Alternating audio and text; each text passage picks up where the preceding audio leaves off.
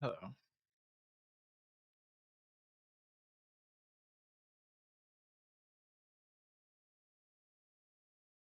Hello, Head Pat Enjoyer. Hello, White Tiger. Hello, Bobby McBog Bob Pants. Hello, Warlock.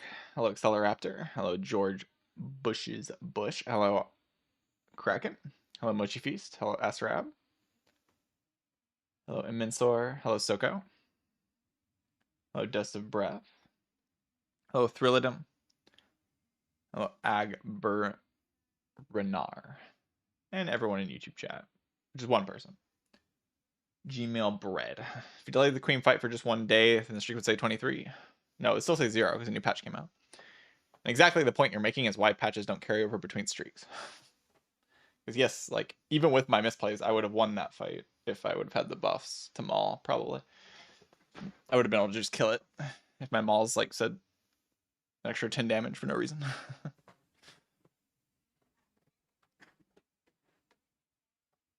So that's why streaks don't carry over between patches. That's the reason. It's because you can lose a run on one patch that you would have won on a different patch. And then, like, how does that count as a streak? It doesn't make any sense. Hello, quantifiable. Or quantifiable, actually.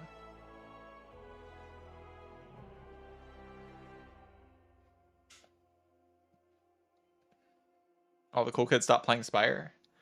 Yeah, I kind of don't want to play right now. I'll be honest with you. This patch has made me the most negative about the game that I've been. I don't want to like put that negativity out there, you know? Like I don't want to like sit around and be negative about the game. But like this is the worst patch, or like this is the patch that's like it's just so bad. What in particular do I not like about this patch? It's not like the fact that there's buffs in it. The game didn't really change. The game's about as difficult as it was before. The reason I don't like this patch so much is because the changes are just so uninspired. Like the way things are being changed is just very like we're looking at the stats and then we're just like Thing has low win rate stat, we make it bigger number. Thing has high win rate stat, we make it smaller number. Like that's how things are getting changed. And that's, to me, if the game continues in that direction, like, and everything's just homogenized, equally strong, like all the boss relics are equally strong, all the cards are equally strong, all the relics are equally strong, you end up with like a very uninteresting game. And that's kind of like, if you just read the changes here, like that's what it's doing, you know?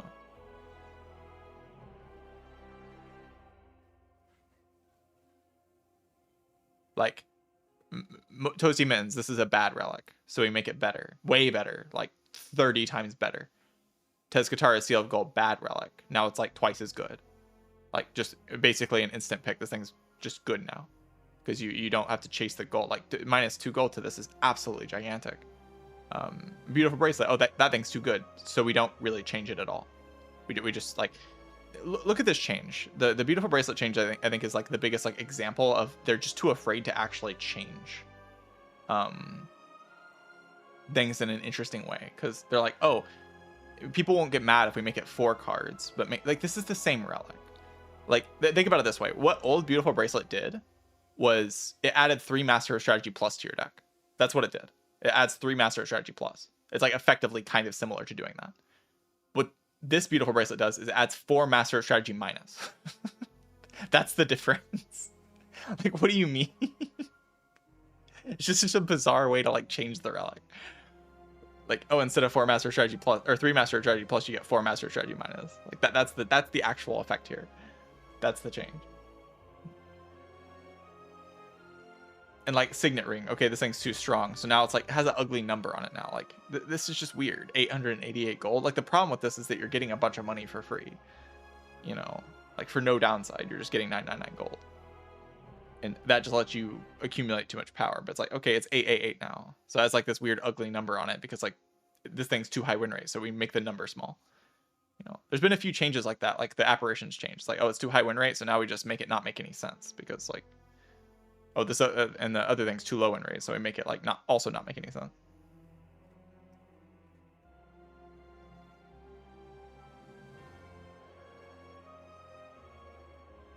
You know, like Relax was fine. It was in a balanced state. Like this was like one of the most reasonably balanced boss relics. And now it's just an extra block, I guess. This is actually a pretty big buff to Relax because now you're you block 16 against the Bullbugs. So it's like a pretty big deal that you can spend an entire turn to block a Bullbug with Relax now. It's not small, that change. It can actually save more HP than just one very quickly in Act 2. But like, okay, Whistle and Maul, they're low win rate, so now they're better. You know, Fiddle was the dumbest change I've ever seen, so we reverted it. Still broken. You know, like the silent card changes as well. It's just like,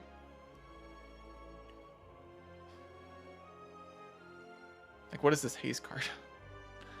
It's just like, what if we add Crippling Cloud back in the game, but it doesn't exhaust anymore?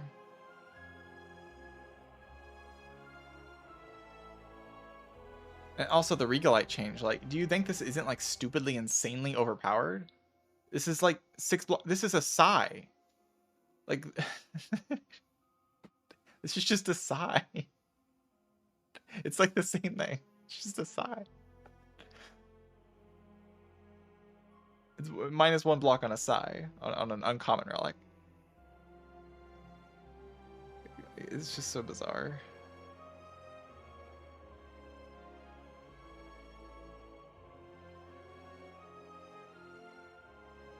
It should be like 2.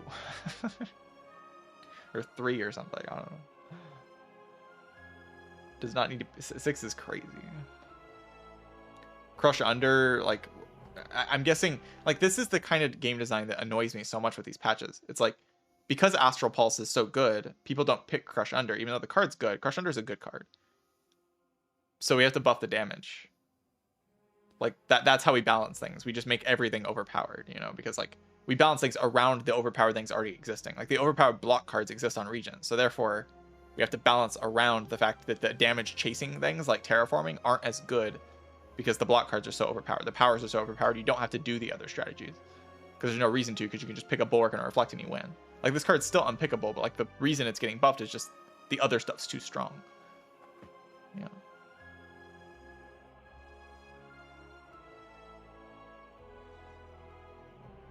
Sacrifice. Oh, it probably had too low win rate, or people not picking it enough. So now it does triple Aussie's max HP. Like, what even, why?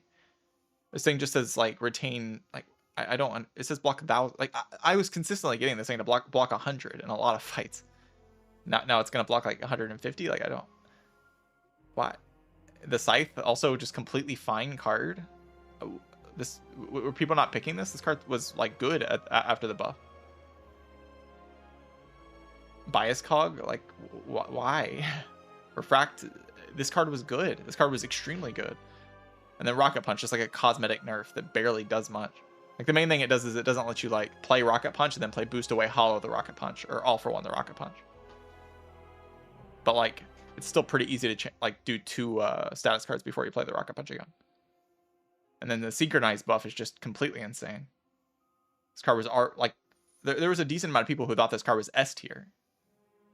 Like, top tier card. I didn't think that, but, like, there's a decent amount of people who did think that. And this card got buffed, like, massively. Like, gigantic buff. Like, I would upgrade Synchronize if it was in my deck. I would, like, consistently upgrade the card. And now it just comes upgraded.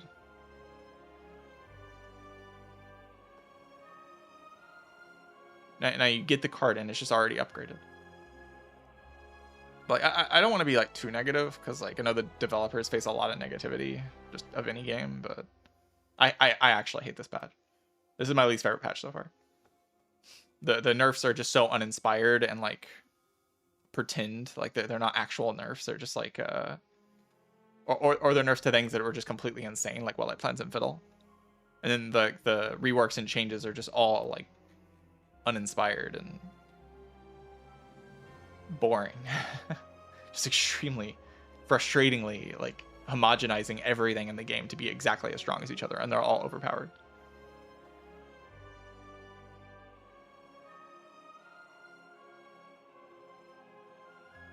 Mangle? Why did Mangle get buffed by 5?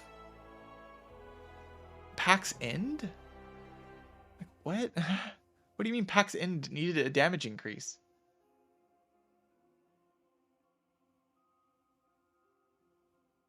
The uncommon bug fix? Yeah, it seems like uncommons show up everywhere now. I think that probably applies to Orrery as well. So I think Orrery is just back to being insane. Like, I don't know. Like, also the Echoing Slash. Like, this kind of thing has happened multiple times in the patches. They change a card from rare to uncommon, and then they don't nerf the numbers. Like, you can't just make a card go from rare to uncommon and then not change the numbers. Like, you buff Welle Plans to rare, and suddenly it needs to be in a mid. You change Echoing Slash to an uncommon, and the number doesn't change at all. Like, what? I don't understand. I can't wrap my head around it.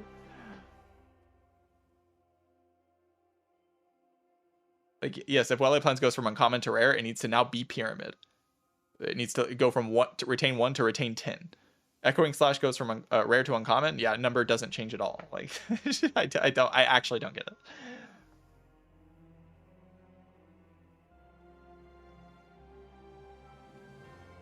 I think they changed it to a mid for other reasons. Yeah, there were other reasons. But, like, that was the logic. That was the justification. The justification was it's a rare card now, so it's allowed to be more powerful. But you change a rare card to uncommon, and it doesn't need to be less powerful. This happened multiple times. Like, Colossus changed to uncommon, and it lost 1 block eventually, but it didn't even at the start, you know. Like, I don't know, these changes just lack any inspiration to me. Like, they just look like they're looking at stats and then just changing numbers based on the stats. Like, oh, this has low stats or low pick rate, increase number. This has high stats, high pick rate, and decrease number. Like, there's no, like, actual thinking, you know, of, like, how to, like Pax End, I guess, was a low pick rate or a low win rate card. So it needs a bigger number on it. Oh, Mango's low pick rate, low win rate. So it needs a bigger number on it. 5. Like, plus 5 damage.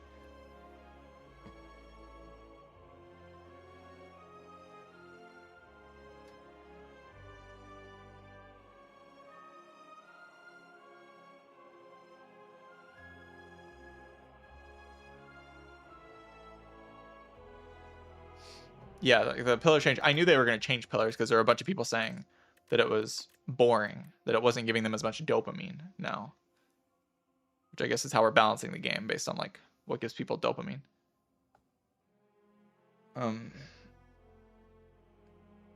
Yeah, it's just frustrating. It's a frustrating patch. I mean, I'm glad Pillar has a smaller number on it. It's a pretty smaller number. But then the Regalite change is like... what even is the Regalite change? Like, this relic, I think, is better now. Because, like, the average case for this thing is just winning on site, right? Like, the average... Like, it was already kind of close to winning on site, but now it's just a winning on site relic. Like, you cannot lose after you get those. 6 block per turn. It's just... I mean, it's a Sai. It's a Sai. At least before it had a low end, right? Now it doesn't even have a low end. It's just, like, always at the top end.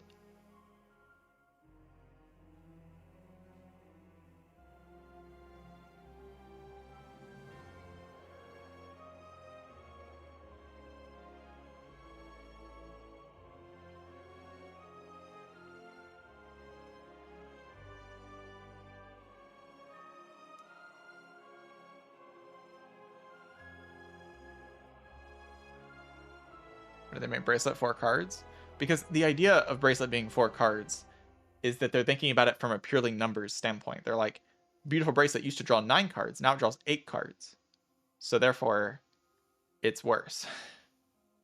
That's the logic. Like, -1 card draw to the relic as a nerf. But, like, the problem with the logic is that it doesn't understand how card draw works in Slay the Spire. Like, it's effectively the same thing as changing a deck that has 3 Master of Strategy plus and making it have 4 Master of Strategy minus instead, which is not a change. Those are the same thing. those are identical. You could even argue 4 Master of Strategy minus is better than 3 Master of Strategy plus. Like, it's not engaging with, like, how card draw works. It's just like 9 to 8, you know.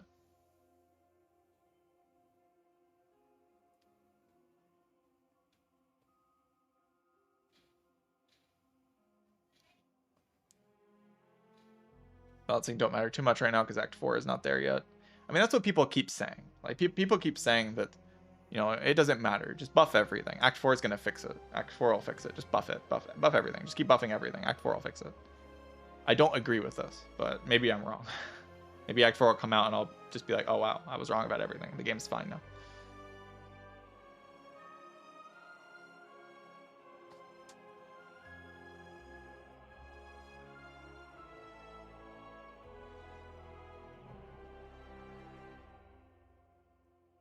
Like the Toasty Mittens buff. I mean, I have the problem of like, I don't want every relic to be good. And we're getting to the point where every boss relic is good. Like we're inching up to the point where like you can't actually brick boss relic. Which is gonna make it to where like you're gonna have to make really difficult enemies.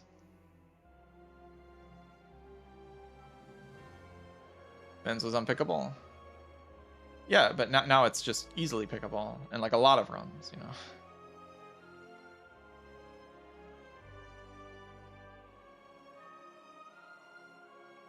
Which is like what people want most of the time. I understand that's what people actually want. They want everything to feel pickable. I just think that leads to problems not existing in the game because every relic just kind of does the same thing. They all just win the run.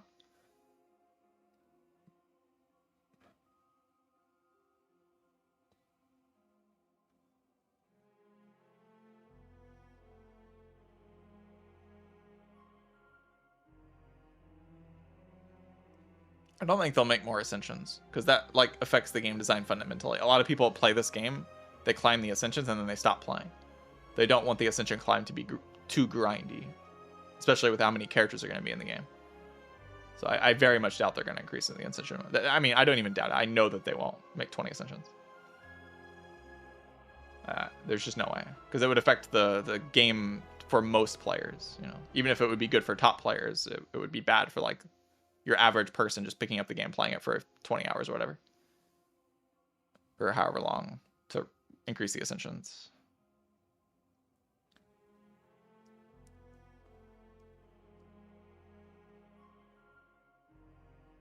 Yeah, they could have some kind of challenge mode, like more difficult type of thing. But like the thing is, it's kind of just a game balance issue. Like the way they're balancing things, like they're releasing these patches, and like why even release the patches if like this is how you're going to change things? Like you are trying to make the game more balanced, right? Like this is an attempt at balance. Otherwise, like what's the point? Is it just to keep people engaged during early access? It's like the changes are just so strange to me.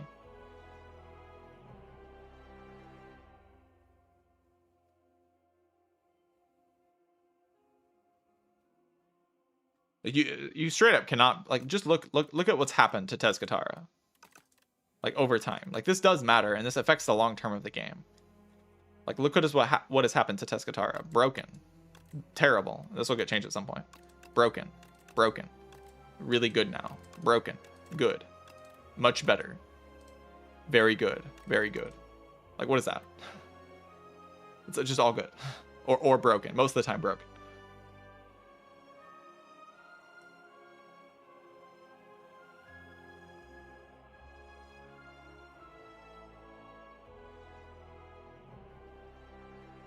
Golden Compass will likely stay as it is for multiplayer. I mean, they'll buff it. They'll make it give you more floors. Or make it give you something else, you know. Give you some extra value. Like, they will buff it at some point. Because, like, they clearly aren't okay with something being bad. That's, like, what I see here. Like, that's what I read from it. That's what annoys me so much. Is I just see this inclination that things cannot be bad. Like, they have to be, like, at least good. And broken things are fine. Broken things are totally chill. But, like, bad things, that's terrible. We can't have bad things. But broken things are great, you know. Like, we have, like, this in the game. And this freaking thing. This is still unchanged. And I think even casual players complain about how good Storybook is. Like, casual players complain about this a lot. I've seen tons of people, like, that aren't connected to the community even saying, oh, Brightest Flame just makes my run so boring. And, like, still unchanged.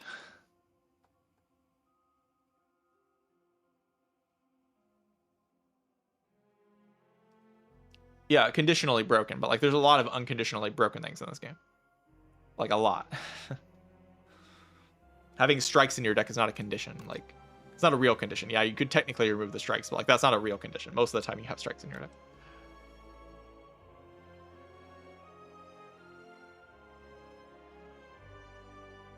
Thought Golden Compass was pretty good. Golden Compass was actually pretty decent at the beginning of the game. Like back in Doormaker days, the game was much like less pressure in Act 3. You didn't have to like get strong for Act 3 bosses. So you could just take it to survive Act 2. But now that you have to get value to survive Act 3 bosses, not taking an Act 2 boss relic is a really big problem. And also every other Tezcatari relic has been buffed. Like every single other one that was bad. Like this is buffed, this is buffed, this is buffed, this is buffed, this is buffed. Like from the release of the game, all of those are buffed. So like the chance that you actually have to take this is just basically 0.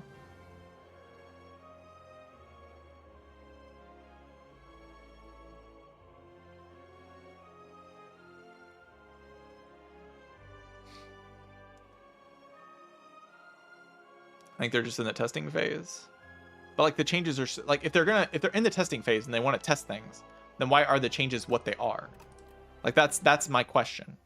Like why aren't they changing things like in a more like, okay, you know, we're saying they're testing things, then why do they not change the beautiful bracelet? Why don't they just make it go to 3 cards? Like why do they make it basically unchanged? Like why is it down to 3 cards? Why is it down to 3 cards to see how that goes? See if people still click it. See if it's still good, you know. But instead it's to 4 cards, or not down to 3 cards. You know what I mean? Like it draws 2, but for 3 cards.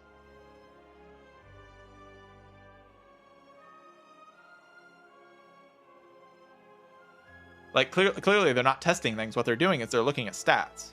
Like they're looking at stats. They're seeing things that win a lot, and they're decreasing the values on those things. They're seeing things that lose a lot or aren't picked a lot, and they increase the value of those things. Like that's what they're doing. Like that's not testing. That's balancing. They're attempting to balance the game. If they're testing things, they would just like throwing ideas at the wall and see how people react and stuff. You know? Because last time they made the game a lot harder, they got review bombed. I think that's the reason. I think it's because last time they significantly changed the game in a more difficult direction, they got like review bombed by the Chinese community, and they don't want that to happen again. So like everything's just kind of afraid of that. Like this beautiful bracelet change is an example of just being afraid of like people getting mad. Like basically not changing the relic, but like pretending to change it because its stats are too high.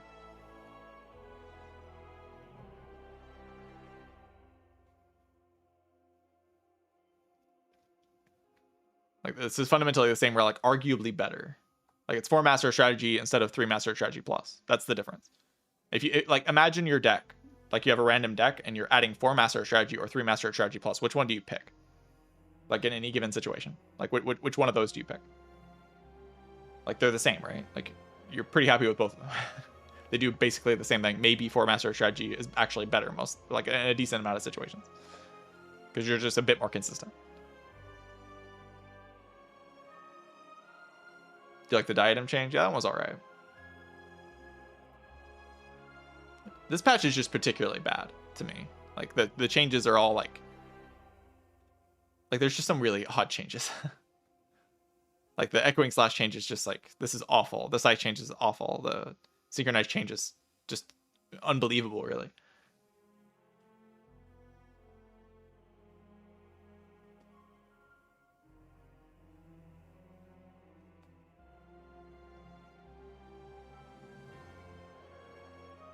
But obviously, it's just my opinion. I don't want to like be too negative about it. Like, I know they're trying they're trying their best. You know? They're trying to make a good game. I'm not a game designer. I'm not gonna like sit here and be like, oh yeah, this is just terrible. Like, but I also don't want to like pretend like I'm enjoying the changes when I'm not.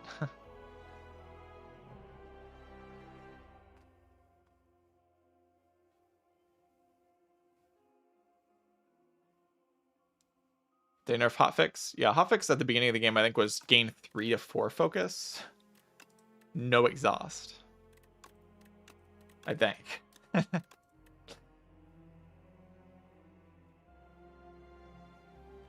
Hotfix is just kind of mediocre. I mean, it's okay. Like it depends on like the kind of deck that you have. It was 2 to 3. Okay. Was it 3 to 4 at some point? Did they like make it exhausted but make it 3 to 4? Or has it always been 2 to 3? Maybe it's just always been 2 to 3. Oh no, it just didn't. It didn't use. Okay, yeah, that's what it was. You could upgrade it. Okay, because the upgrade now doesn't make it 3, but used to it would gain 3 focus. Like I remember playing it and gaining 3 focus before.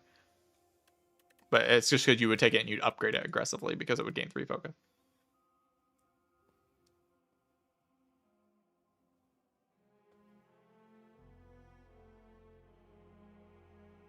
Yeah, the patch resets the streak anyway. That's like exactly why the patch resets the streak. That's kind of my point. Is like, I played this run and then the next day the malls are buffed. I could have played on that patch and then like, these were massively buffed. Like, look at this. This number's just bigger now.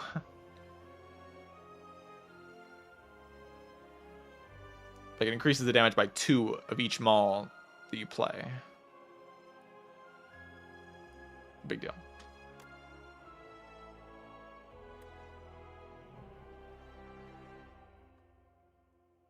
I understand that Synchronized could have been bad in the stats. Well, Defect just doesn't win a lot, apparently. Like, people don't win with Defect.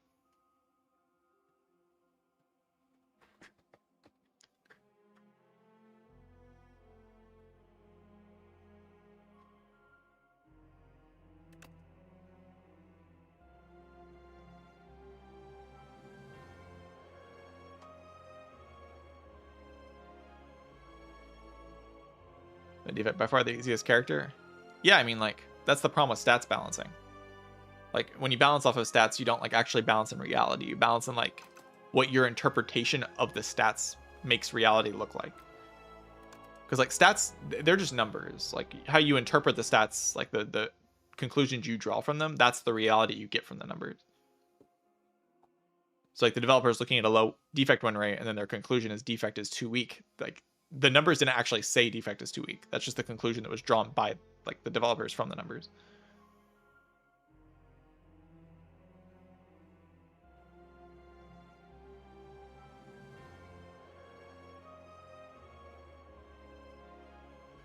But you could, like, take the conclusion instead. Like, you can look at the numbers of defect not winning a lot, and your conclusion can instead be people aren't understanding defect's, like, core design very much, and they're playing the character really wrong because they aren't understanding how the orbs work. So maybe we need better, like, onboarding for defect or something. Maybe we need to release a defect official guide. You know, like, you can take a different approach. Like, the approach doesn't have to be, oh, clearly defect is too weak, so we need to buff defect. That's not what the numbers necessarily are saying. That's just what your interpretation of what the numbers are saying is telling you. It doesn't mean that's true. I mean, it's not true. Defect is completely insane. Like, overpowered, bonkers character that should never lose.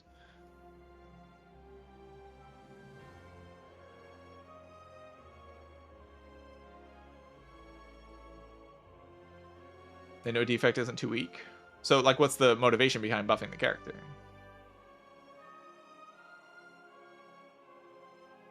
If the motivation is like we want people to win more, or like we want people to understand the like mechanics more, I think there's like a better way to approach doing that, you know. Because people are maybe struggling with defect because like the orbs are kind of weird, you know. Like I can understand like people not understanding like how to order your orbs properly, like putting your dark orb in the right slot so that you evoke it at the right time. Maybe that's like maybe making people lose.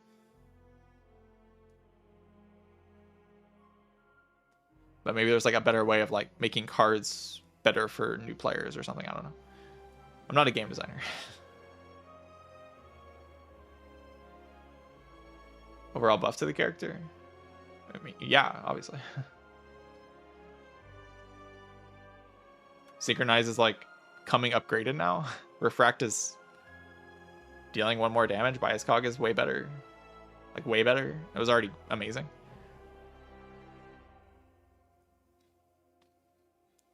I mean, Rocket Punch is like a little bit weaker, but it's not significantly weaker.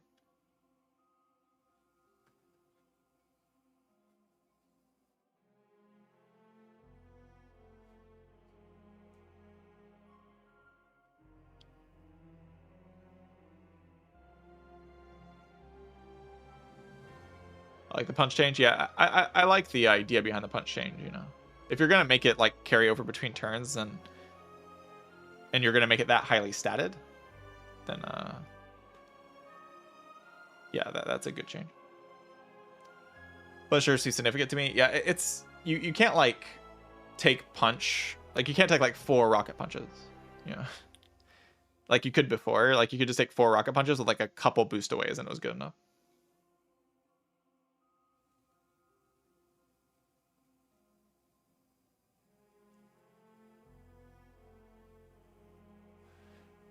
I mean, Cactus, I don't like that way of balancing the game. Like, are we really introducing balance changes to the game to get people to try things and then reverting the change because now they know the thing is good? Like, we're teaching players like they're babies. Like, like guys, try this thing. It's kind of good. Like, try you gotta try it. We're gonna change it to make you try it. Like, I don't know, just make them learn. Like, they'll learn the game if they like want to learn the game. You know? The common concept in game design, is it really? Like, is that really what developers do? I've never played a game where that's like a thing.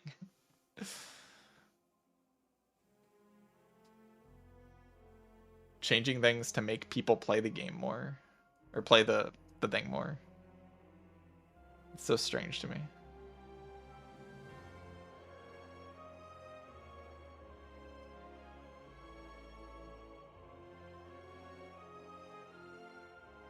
Onboarding guides are probably more condescending. Are they? Like, here's how you should order your orbs. Like, some basic heuristics about, like, how do you order your orbs on defect. Rather than just making synchronized, say, upgraded on it. But, like, I don't play multiplayer games is the thing. I don't play multiplayer games, and I don't play, like, free-to-play kind of thing. Like, I play single-player experience. Like, single-player, like, campaign-focused games. TTRPGs and JRPGs and stuff. Like, I don't play those types of things. So I don't have, like, a lot of experience with patch culture and stuff.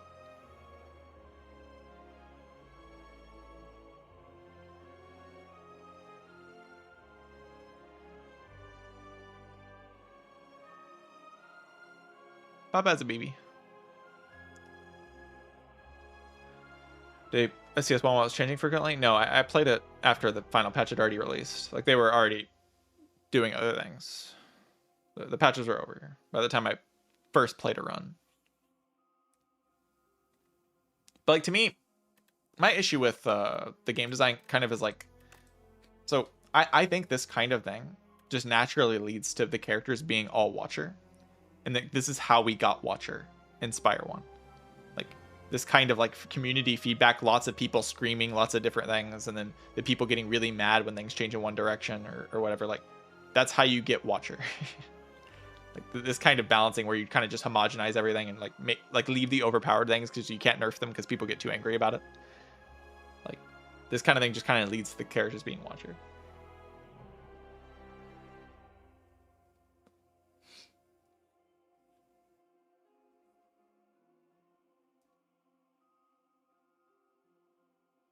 Got Watcher because they stopped updating the game.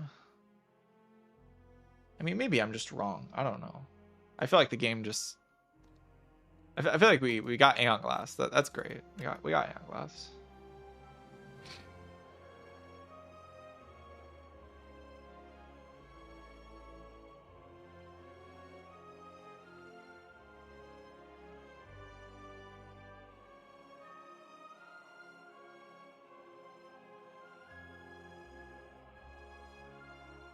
But, like, I understand they're in a weird spot. They have a lot of different people they're trying to appeal to, right?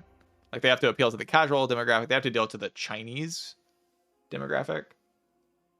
They have to, which have, like, their own specific things that they do, like, with how they want to play the game and stuff. And they also have to appeal to top players. They have, like, a lot of different, like, people with different motivations and reasons for playing, right? But, like, from my perspective, this patch is awful. This patch is, like, horrendous. That's just my perspective, though.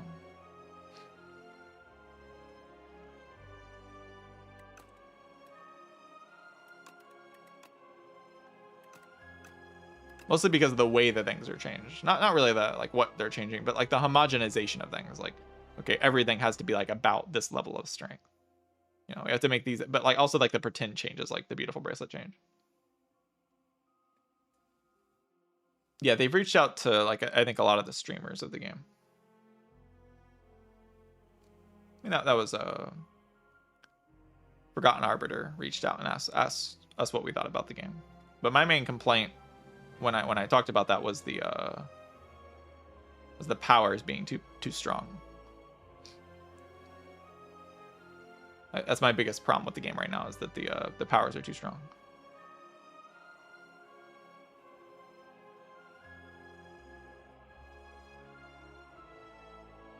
I'm not asking to be on the private beta.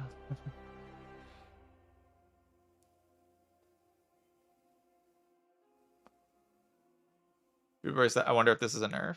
I mean, the way card draw works, like the way you can think about the Beautiful Bracelet, if you like want to like way of thinking about it. I've already said this multiple times, but it's like you can think about it as adding master strategies to your deck, which is why that event that adds the card that draws 2, like the power, that event is insane. Because what that event is telling you, like, is adding to your deck is a master of strategy. It's a free master strategy. Like compared to the other 2 things, which add like 2 damage or 2 block, the third option that makes a power enchant voice swift 2 is add a master of strategy to your deck. That's what it says. In hindsight, do I think powers are too strong at CS1? I mean, it depends on the character. I would say yes in general, but definitely on Silent, because like the way she could play 1-cost powers with like Piercing Wail and stuff. It was a little bit more balanced on other characters because like they would have like meaningful downsides in Act 4 and also against Reptomancer. But Silent could cheat that in Act 4 specifically because she could just play Piercing Wail or Wraith Form or whatever, and then she could deploy whatever she wants. Or use a Ghost in a Jar or whatever. So Silent particularly, powers were way too strong on Silent.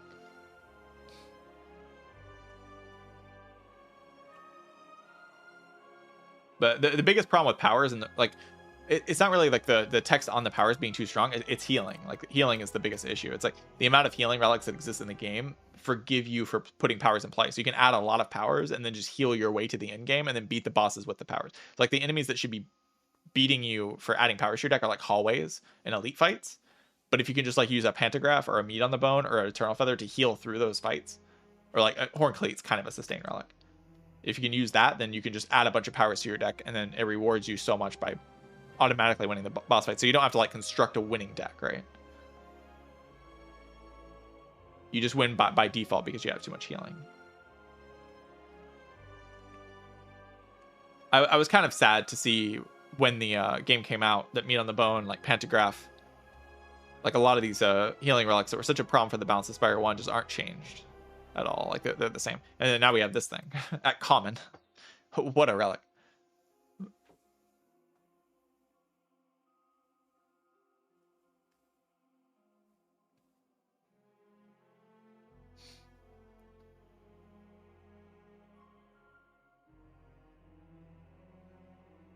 Yeah, I wonder what the reasoning was to buff this from 15 to 20. I wonder like what led to that. There's a lot of things I would like to know about, like how things happen. Like how do we make this thing 20? Like it's just such a obnoxiously broken number.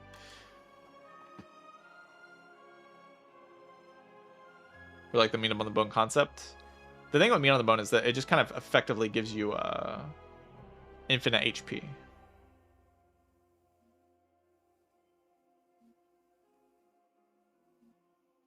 Like if you don't die in fights, like if you from half HP to 0, you like if that number doesn't get taken in a fight, then you can't really lose with Meat on the Bone. Healing equals mistakes don't matter. Exactly. Yeah.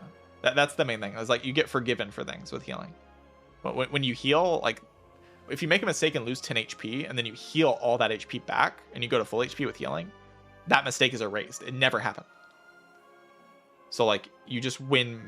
Like you can make a lot of mistakes and still win.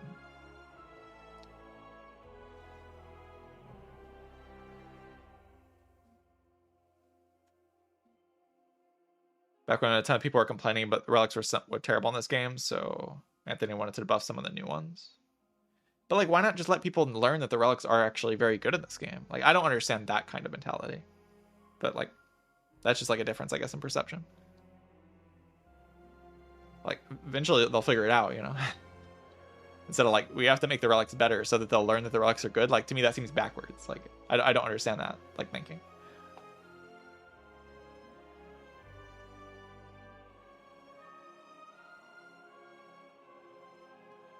If that's the thinking, obviously. Like, I wasn't there. I only have like what I can see, which is like a very limited perspective.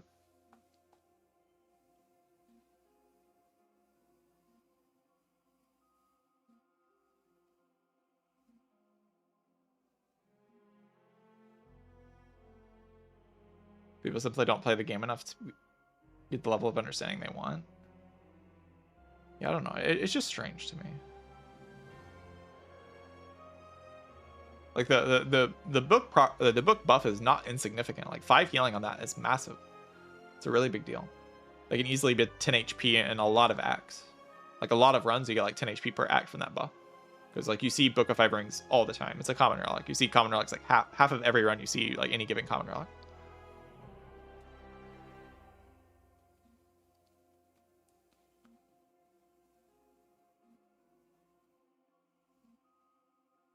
People are making tiny decks on all characters. Yeah, but they did things to address that, right? Like they changed the game to make sure people weren't building tiny decks anymore. Or as consistently. Like you're not going infinite in this game anymore. They addressed that with game design. But then also buff Book of Five Rings because of that. I mean, balancing a game is hard. I get that. Are we nitpicking a week 4 change? It's not nitpicking. Like, that's not what nitpicking is.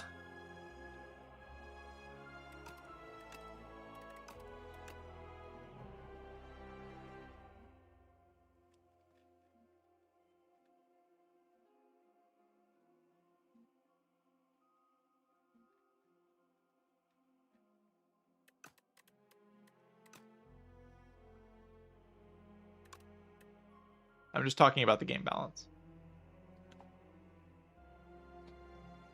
I know Facecam. I just currently do not want to use Facecam.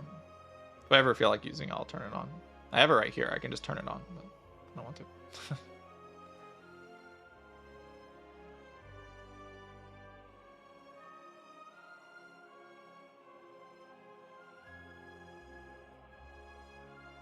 Yeah, I don't know. I get that my perception of like how they're thinking about balance. Like I don't want to talk about like the developer's intentions or whatever. I just look at this and I can only talk about how I see these changes. You know, maybe my reaction is useful in some way. Like I look at this and I see like a homogenization of like of boss relics. Like we need every boss relic to be about as strong, and I don't like that. You know, I look at these changes and I see like cards that were perfectly fine, high tier cards, like mid to high tier cards that get like massive number changes, especially Mangle, for like really no reason at all in my eyes, from my perspective. Like maybe the reason is stats, but I don't think the stats are honest. Stats like don't tell the full story about cards.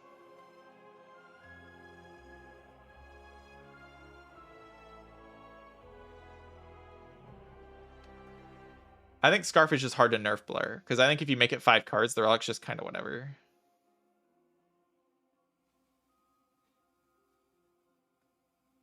Like I think the idea is just bad. Like they need to scrap the idea, but it's kind of hard to want to scrap the idea because you know like they want to. But I think it's just kind of a bad idea. Because like the effect is way too strong for like the ability to get easy to proc, but like card plays are fundamentally they're very swingy. Like 4 card plays is extremely easy to reach, and 5 is like much more difficult. Because 4 card plays is just 1 0-cost card, and then 3 cards that cost 1 energy. That your base deck can do that on silent. 5 card plays, your base deck can't do that on silent. Like the difference is pretty big.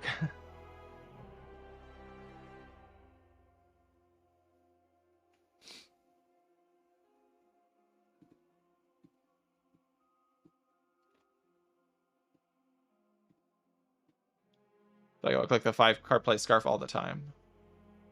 I mean, it would be a lot worse. It would be a lot worse. It'd be worth trying out. I mean, I think that's a fine way to change it. I just get why the developers might be afraid to change it like that. It's a big number. Like, you can't just like have a 5 card hand and then just like play 0 cost, 1 cost, 1 cost, 1 cost, and then Echo Form. Like you have to actually draw a card.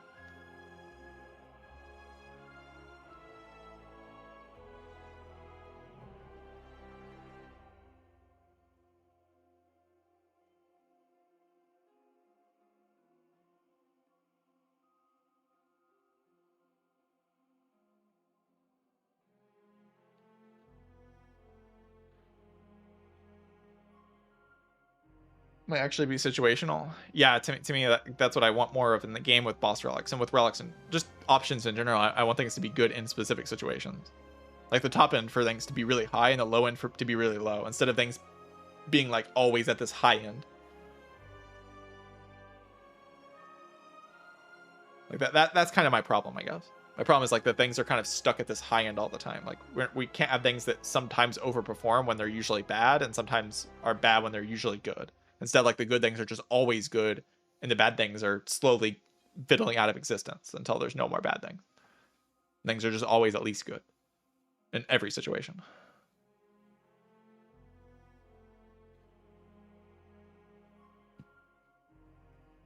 Complaining about the homogenization, but you want more powerful and fun relics nerfed.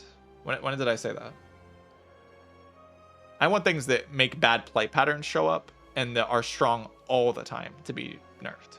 I don't like things that exist and you always click them and you never think about it and they're always like instantly very, very, very strong for your deck.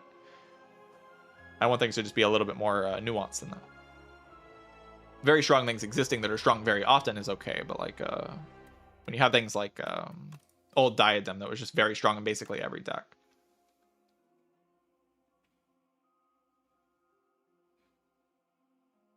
Maul and Whistle were just so bad that you never had to think about them. The thing is, I think buffing these things doesn't really change that much, you know?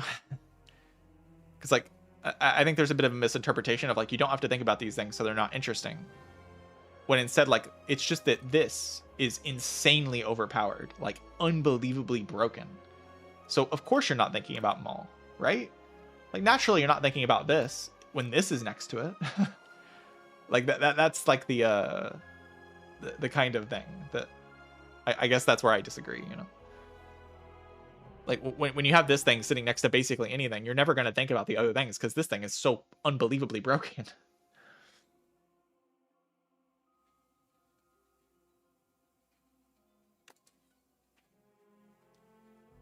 But like if you change these things and then eventually nerf crossbow, then like you kind of end up with this weird spot where like everything's kind of as strong as each other. Which maybe that's more interesting. I don't know. I'm still kind of Spire 1 brained. So like when I look at things becoming about as strong as each other, like red flags go off in my mind. But maybe in the end it'll be a good thing for the game. Like if things are relatively balanced among like options.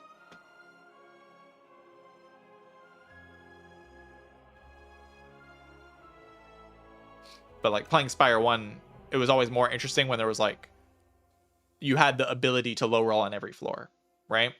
Like the thing I loved about Spire 1 and the thing that made it so interesting in the long term to me was like any node I click on, I can low roll. So like I click on an easy pull, I can lose like a huge variety of amount of HP. The card reward can be like a very big variety of different good things to bad things. I click on an event in Act 2, I can get bites or I can get, you know, Forgotten Altar. I clicked on a boss relic, I can get Pyramid or I can get a Forced Sozu. You know, like this type of swinginess over the entire run just made it to where you had to prepare for everything. Like you had to constantly be like, if you wanted to win every run that you played, you had to like be very flexible and you had to really understand every aspect of the game and constantly adapt to every situation. When everything feels about as strong as each other, like when you click on the event node, you will always get stronger. When you click on the boss relic, you will always get stronger. Like all of these things will always happen. When you click on a shop relic, like you get about this amount of power because everything is about as strong as each other. When that happens, then you don't have to be as good to win every run. But like maybe that's fine. I don't know. Like I'm not a game designer. I just understand things from like my Spire 1 perspective. I've also don't play a lot of games like this. I only play Spire 1.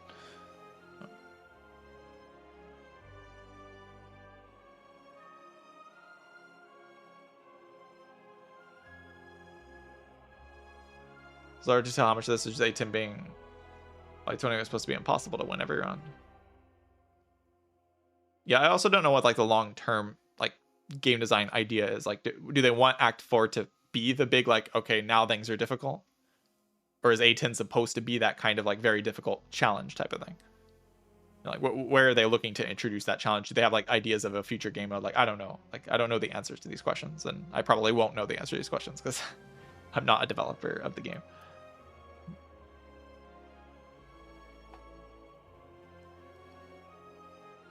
Remember the interview where they said they had a game mode for competitive players in mind? Yeah, there was something like that. There could be some kind of idea of like, okay, this is like the challenge mode, because that won't annoy people, right? Like if they make a game mode that's specifically nerfing a bunch of things and like making the game very different, but like that's like the Giga challenge, like A10 super mode or whatever. Like, we nerfed all the healing relics. Meat on the Bone says 6 on it now. Then, like, I don't think that would make, like, the casual player mad, right? Because they'd be like, oh, that's for a very specific kind of player that I'm just not. So I can still enjoy the game on, like, the default mode. Like, that's a way to kind of have your cake and eat it too, right?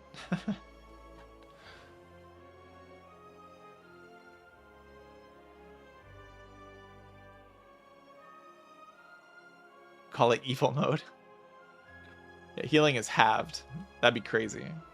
Every time you heal, it's just half as much HP. That'd be crazy. That'd be nutty, holy crap. Then every healing relic would feel like a blessing because you need multiple of them to ever get to full HP. Like, oh, I got Regal Pillow. Finally, my rest do something.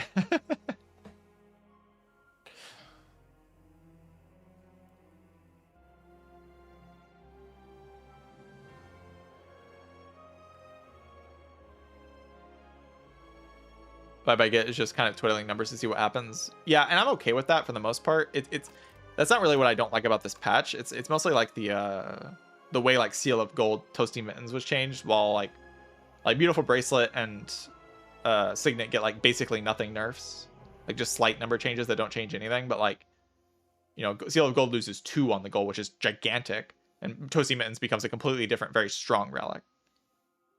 You know, like that's the kind of thing that's kind of annoying, you know.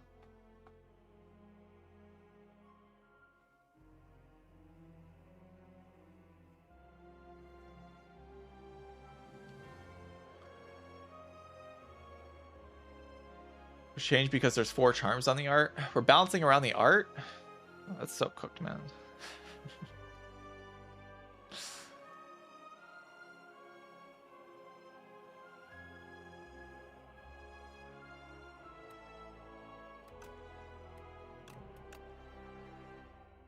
I mean, I kind of like things having flavor. That's kind of my problem with the apparitions change. Like, I like the apparitions is very bad now. Like I do like the apparitions is bad now, but the flavor change for apparitions is just awful. Like that thing giving you curses makes no sense. And like the flavor change for the Seeks as well, losing max HP for that, like it's just weird. But like I like the balance better with those things being flipped.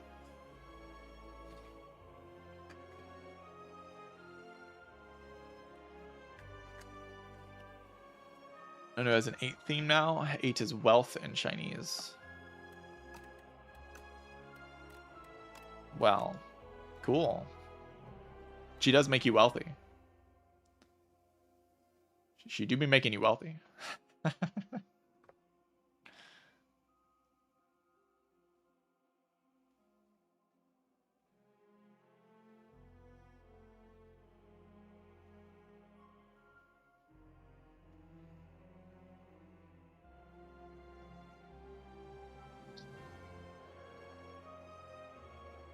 Scarf should thus be changed to 8. Oh, you're cooking. You're cooking. Camden cooking. You have to have a Shiv deck to play with the Scarf. Join late, did you hate the silent changes? I mean, I'm just kind of ambivalent about the silent changes. Like, I don't like the haze change. Like, silent did not need another good weakness card, but like, sure. I like that they've kind of slowly gotten rid of Sly. Sly was so lame at the beginning of the game. Like, they messed up with Sly, man. Like, Sly still exists, obviously, but it's not like as insane as it was at the beginning of the game. They lost a weakness card. They lost freaking Scare. That's not a weakness card. Like, the difference between 1 weakness and 2 weakness is so big. Like, it's gigantic.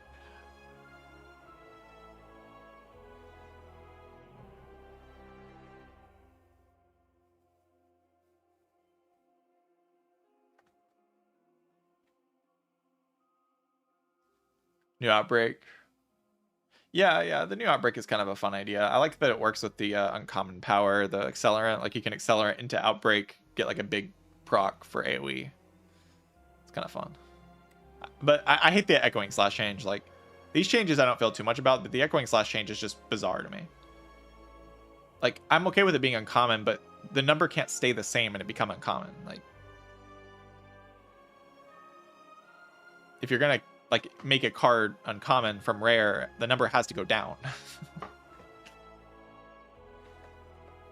Has to stay the same for a patch? Why? For player psychology, bro, I'm just not on the same level as you guys. Player psychology. I need to get on your level. Like, holy crap. We can't nerf Echoing Slash's number even though we changed it to uncommon because of player psychology.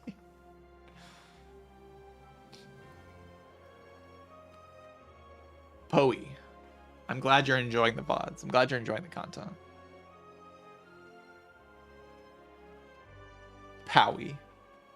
But it's like P.O.'s capitalized, so I think it's Poe. It sounds like my player psychology is at risk, yeah. You're putting me at risk, okay? Balance around my player psychology. This is killing me, all right? You can't do this. Stop doing this to me.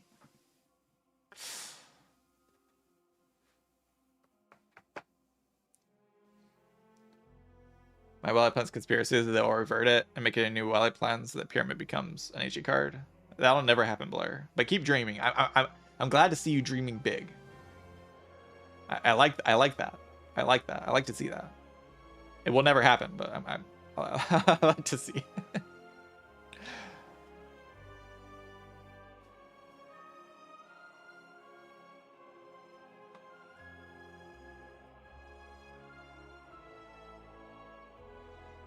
If you pick Pyramid, you should be forced to fight Gremlin first.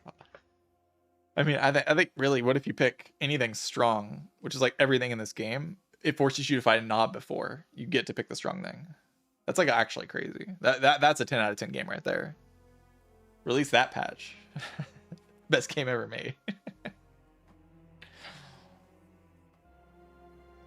200 Gremlin Nobs. Be an incredible change.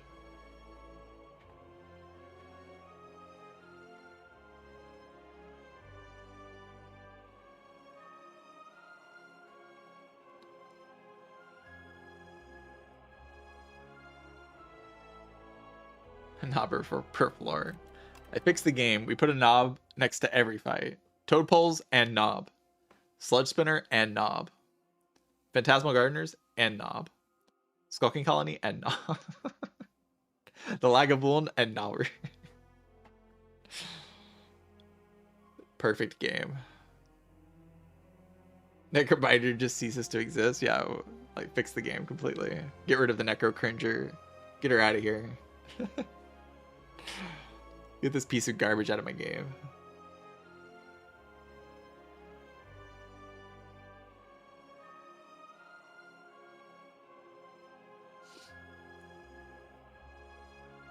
They stop doing balance changes to focus on content. I mean, I think if the balance changes they're doing are taking up the time that they could be spending making more content for the game, I think that's bad. I think if it's actually taking away dev time from like making alternate act 2 and 3 and act 4, I think that's a bad thing. But I also think like they wouldn't be able to release that content as often, so people would like be less interested in they'd be less interested in the game because like the patches kind of keep people engaged, right? So they keep playing early access. But I'm not sure how much that matters in the long term. Like for the long term of the game, it's probably better to just get the content out there and then balance around the content being in the game. Because like balancing around the game as it is right now, like it kind of like the Book of Five Rings change, right? The Book of Five Rings change happened and then Aeon Glass was added, which made you add more cards to your deck, which makes the Book of Five Rings change make less sense because now it's stronger because you build bigger decks, right?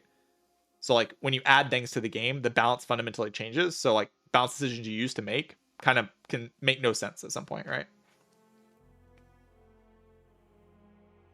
They can start not making sense. Because like retroactively, like you added a boss to the game that now makes a certain relic way stronger, and then you buffed that relic. So it got like double buffed effectively. Because like when you change enemies and you add enemies to the game, that changes how strong everything is in the game. Everything affects everything in Spire. So like when you nerf something, like it could get double nerfed or it could get double buffed if like a boss comes out that makes it better or whatever.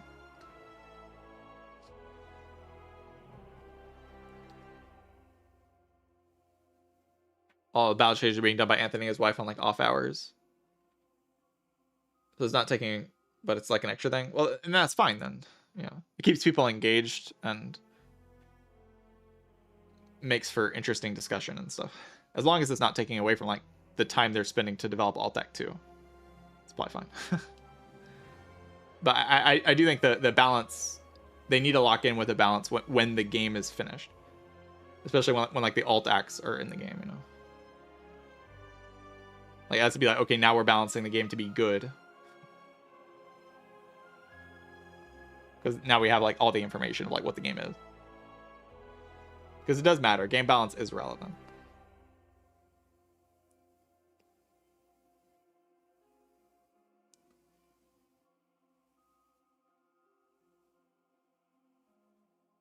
Everybody, see, every single person is aware that the longevity of the game came from high-level players streaming it for 10 years. Well, I hope they... I believe in them, you know. I'm rooting for them. You know, I'm on your side. You know, I want the same thing everyone else wants. I just want a good game. But like, I look at this patch and I'm like just kind of disgusted by some of these changes. Just a little bit disgusted.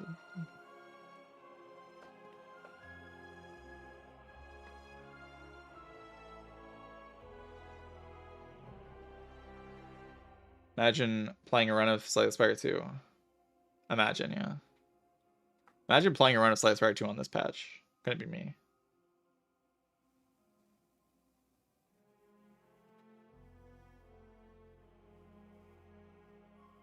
Game easier? No, that's not my mindset, Desert Cactus. It's not my mindset at all. It's the way things are changed. Diadem made the game boring. If Diadem was made into like a super strong relic, but it was like not making runs insanely boring, then I would have still liked that change.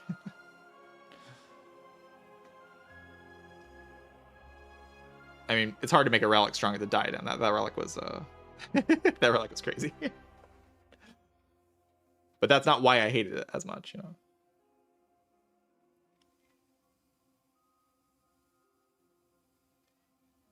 Got decision paralysis. Yeah, I think my main...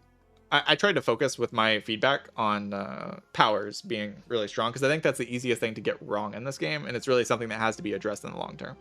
Like, that has to be addressed. Like, there has to be enemy design in the future, or card design or something, some kind of design in the game that's trying to make powers, like, a little bit harder to click on. Because if you can just click every power you see and upgrade all of them, that's bad. Like, that makes the game very simple and flowcharty. You want the game to be kind of complicated and like every card to be contributing to your win strategy, not like just click every power and upgrade every power. I think that does matter. Like that's very important. It's like I don't want them to necessarily balance the cards right now around that. I just want them to keep that in mind when they're designing like the alternate acts in Act 4. Like maybe we need something that punishes heavy powers and stuff like that. Yeah.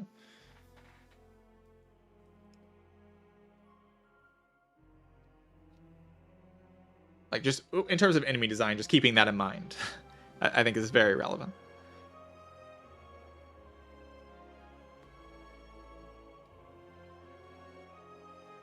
Yeah, I'd be reading YouTube chat. You guys all in there talking shit. You think I don't see you?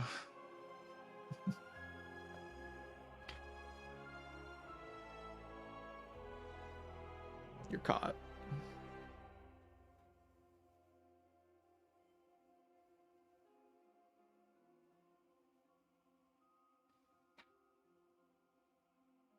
Globe Guide doesn't punish quality of powers, just density of powers. Globe Guide, yeah, Globe Guide. I mean, Globe Guide doesn't punish anything. Globe Guide doesn't punish anything. Globe Guide punishes clone power decks. That's what Globe Guide punishes, like cloning and having like 100 powers. Yeah, that's the only thing it punishes. Outside of that, it doesn't really do anything.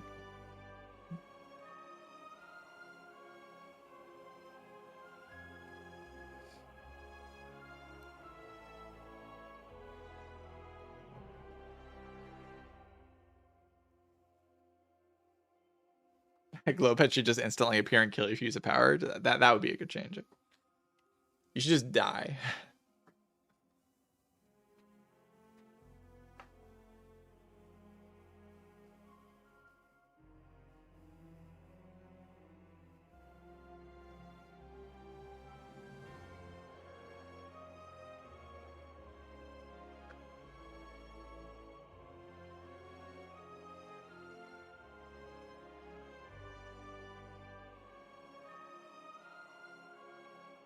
Celestial Might? What are you talking about, Desert Cactus? What they do to Celestial Might?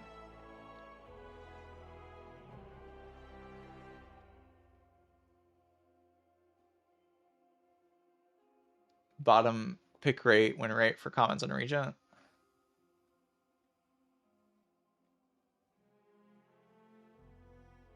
I just then they're like buffing everything.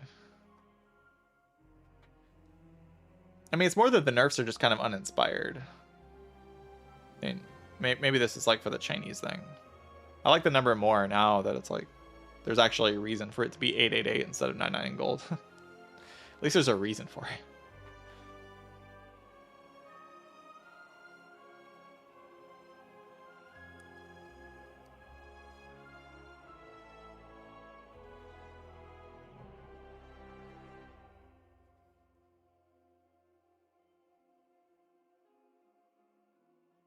Kind of like Globe Guy. I mean, Globe Guy is just a weak guy.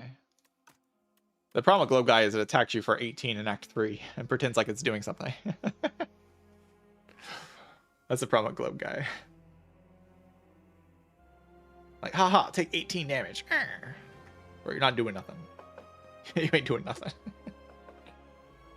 You can you're consistently expected to block 30 in Act 3, but like it attacks you for 18, which means you could play 2 powers and like block the amount you're expected to block in another hallway fight. In the Glowpet fight, and you get to play 2 powers. Like it doesn't punish you for playing. It doesn't do anything.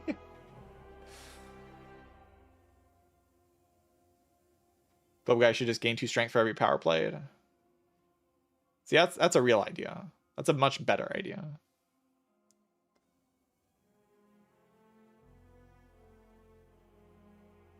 Like add 6 damage to the attack for every power play for the rest of the fight, so it actually scales.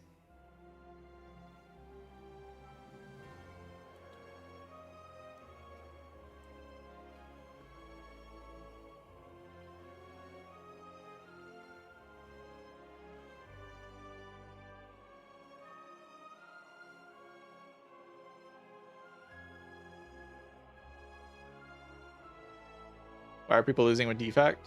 I mean, to me, when I hear that Defect is the lowest win rate, like my brain goes, okay, we need to get everyone else to where Defect is when people are clicking Lightning cards. So nerf all the other Defect stuff to make it about as good as Lightning, and then nerf every other character to be about as good as Defect Lightning. But I'm insane, so that's what my brain does.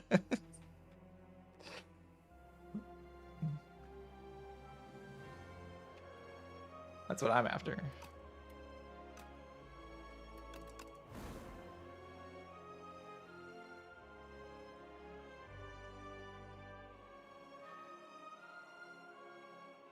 Yeah, people loved SCS1. You know, but like it's different when people are playing the game and they think they can influence balance. Like people don't actually know what they want, right? So like when you're playing a game that's in early access and you see that like you can complain about something that's annoying you. Like you play a fight and you play a card and it doesn't do what you want it to do and you get annoyed, so you F2 or you like go complain about that thing. Well, like if you're playing a game that was complete, like no patches, then you're like, oh, how do I use this card? You know, like you approach it more as a problem to be solved rather than like I can just go complain about that and hope it gets changed. You know, the mindset's very different in early access, like when nerfs and buffs are happening for like the average player, I think.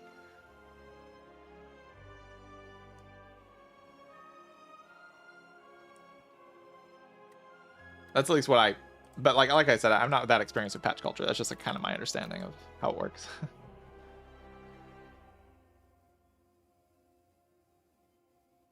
People also complain a lot about STS1. Yeah, but people complain about things. Like sometimes I'm playing a game and something annoys me so much. I'm like, this is bullshit. I hate this. And then like I'm done with it when I finish the fight or I finish whatever I'm doing. And I'm like, that was the best. That was the best. I love that. Because like, it was actually just way more interesting, even though it felt so frustrating. I like friction, you know. I like things to feel difficult.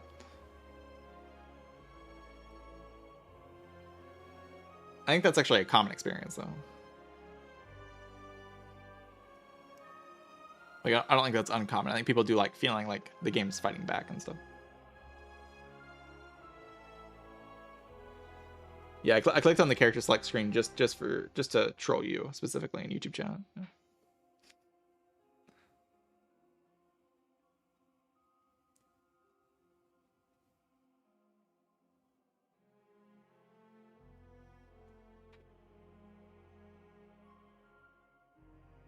Bring back Blizzard. See, Blizzard was sick. Blizzard was cool. Hailstorm was cringe. Hailstorm's like, what if Blizzard played the game for you instead of like you had to build your deck to make it work?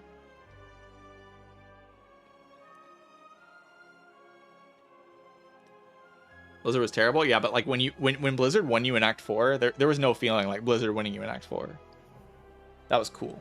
Like you play Glacier, you're with Blizzard specifically, you would normally pick it when your Frost Orbs like only block for 2. Like you have no focus, and you just like block a bunch by just playing Glaciers, and you have to spend all your energy on block, and then you play a Blizzard, and you're like, wham! Actually, just the coolest thing I've ever seen.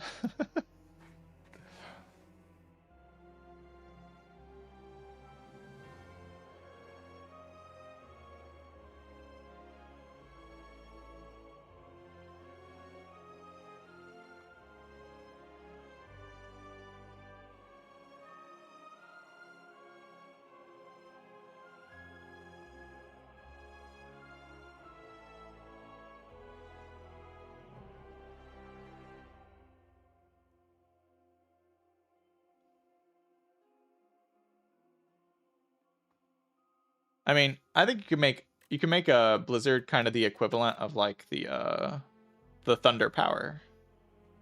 It's like a thing you could do. Like whenever you evoke Lightning, deal 6 damage for each enemy hit. Whenever you evoke Frost, do something. It's like way cooler than ending turn with Frost in play. Because then you're actually encouraged to push for Frost Orbs and stuff.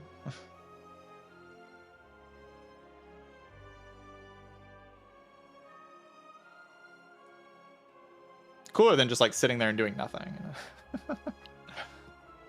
I don't think you can make it 6 damage to all enemies. That's like too strong, but you could do like something.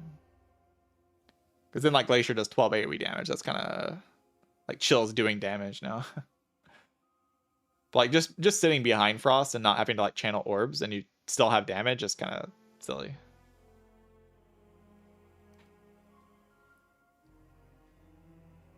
Or you does 6 AoE to all enemies every turn.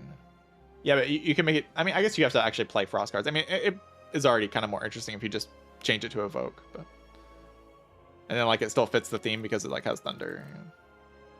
The current iteration is kind of boring. It would make it a lot weaker early game as well. Like you couldn't take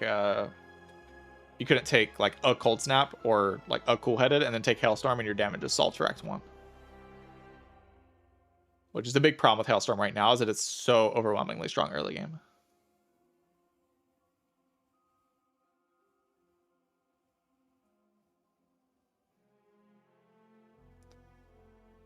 Iteration is good. Iteration is incredible. The more I play this character, this card's broken. Insane card. I just take Iteration. I just want one Iteration in my deck every time, no matter what. It's just good. It's just a card you want in your deck. Me out, Subroutine shouldn't exist. Yeah, you're cooking. Why does this card say gain Mummified Hand on it? What are we doing? Like this character is weak apparently. Gain Mummified Hand. Gain Mummified Hand. 0 energy, gain Mummified Hand. Can be a rare. I mean, Subroutine can really only be a rare. Like, I don't know. This card's insane. Card's bonkers.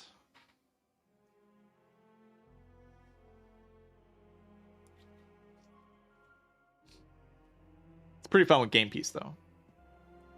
But like, that combo would be more fun if it was like a rare combo. Like, oh, Subroutine Game Piece rare card. But like, the card's just simple. Like, I think they like rare cards being a bit more like mechanically complex in what they do. Yeah, and then we have this card.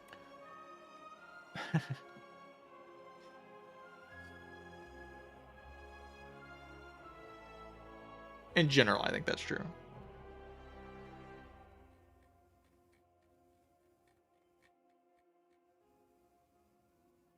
Make defrag uncommon. Yeah, switch defrag and subroutine. Switch defrag and subroutine's rarity. That'll fix the character. We're back to slop. It's Frost Focus slop. You're gonna enjoy your slop.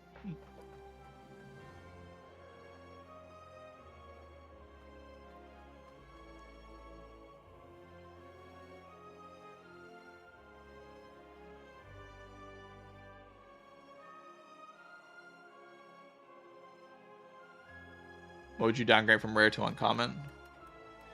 Well, I wouldn't just downgrade something from rare to uncommon. If something gets nerfed to uncommon, it should also, or changed to uncommon, it should also like get a number change. IMO, IMO.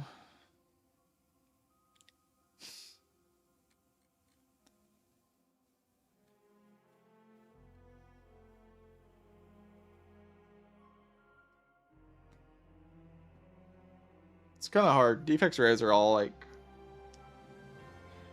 maybe just get rid of modded because this card's boring. Boring. Yeah, get rid of modded. Add fission back to the game. I miss fission. Anthony's such a loser for taking fission out of the game. Anthony doesn't like fission apparently. It's a terrible opinion. I loved fission.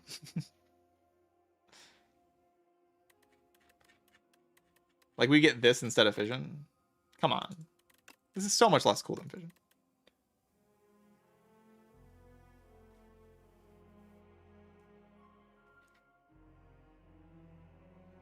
Modded is a flavor one because it looks like a modded card.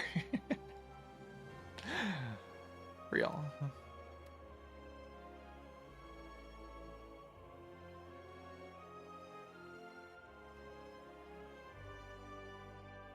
I don't think you can put rainbow at uncommon because then you have like 4 dark orbs at uncommon. That's kind of weird.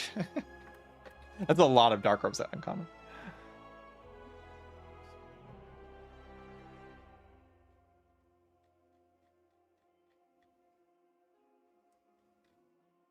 But you could also just get rid of null.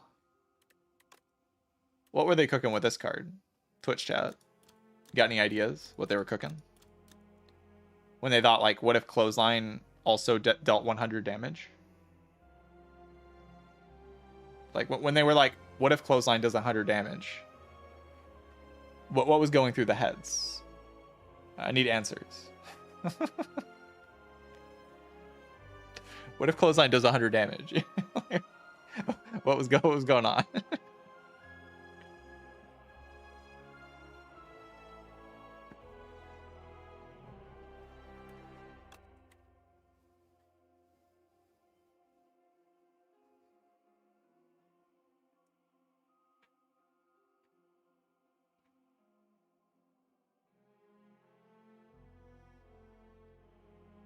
Chinese feedback said bulk up was OP. Also, Null was a 3-cost card that said it cost 2.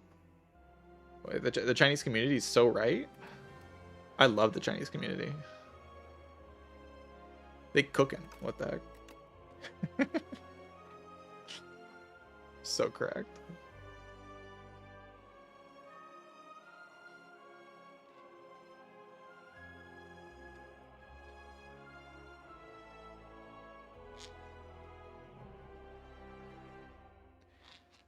It's obvious Twitch is the favorite. Yeah, Twitch is my favorite. Particularly because of you, Gmail bread. Just joking. I look at YouTube chat occasionally. But there's more people in Twitch chat.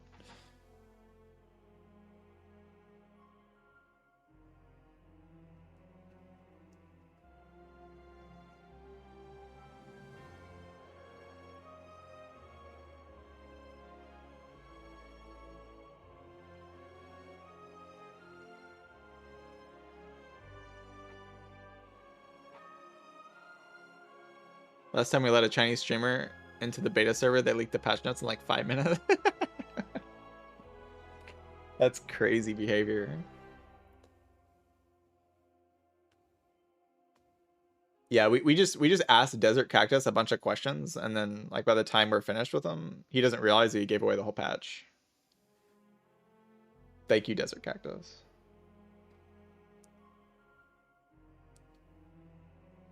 I'm not looking at my Oh yeah, I lost that thing. Do you have the pronouns mod thingy?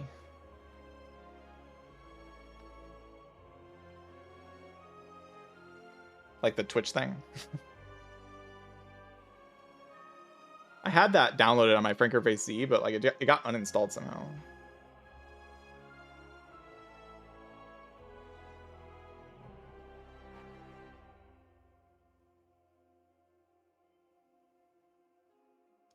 Yeah, I think it's a better Twitch thing. Like nobody, like, we need like an updated version, basically is my point.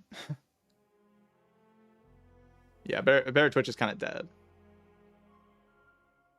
Like you just use Franker Face and like nothing like works.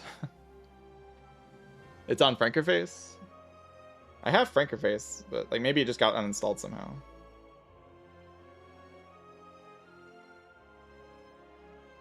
I don't know. We need to bring that back. It makes things easier. Also should look better. It was kind of bad UI before. Somebody needs to like update it.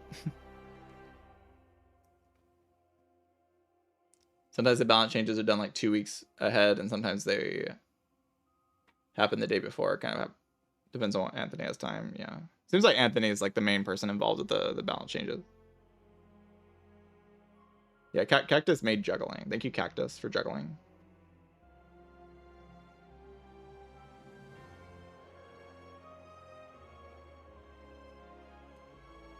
Great card.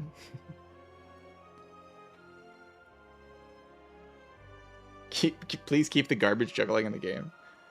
Cactus, I need you to protect juggling. I need you to spend all of your energy protecting juggling.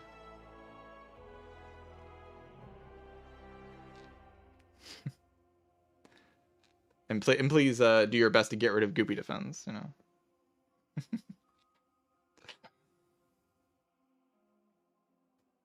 Anthony is protecting juggling. Thank you, Anthony.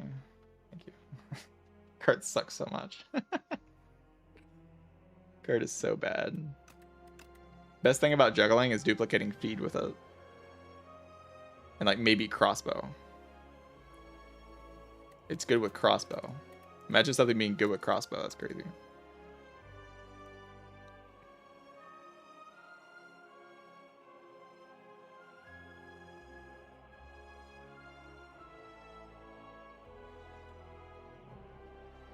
Skipped a Glam Juggling Plus.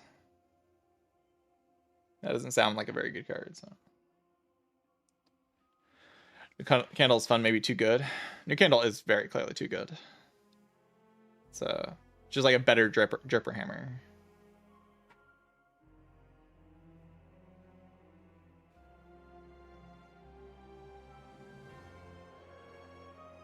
YouTube better viewer experience, Twitch for chatting. Yeah, exactly. When I want to watch a stream, I just watch YouTube stream. Like if I don't want to chat. But if I want to chat, I watch, like you're exactly right. YouTube stream is just better than Twitch stream. But the chat is worse. Like the chat's uglier.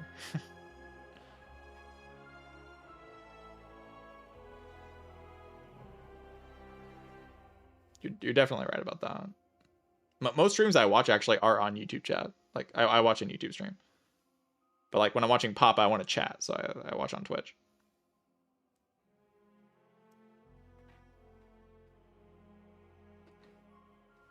No, it's not you. It's not you. It's like the way it's laid out. Like the usernames being on the side, all the ats, and like the emotes that they have, the default emotes, they're kind of ugly.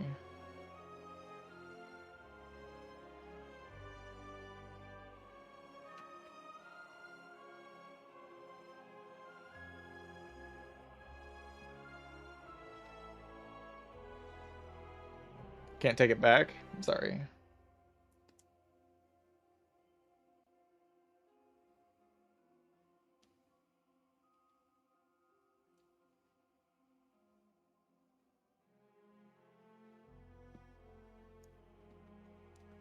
It's just the way YouTube chat looks. Like you don't like people don't distinguish themselves.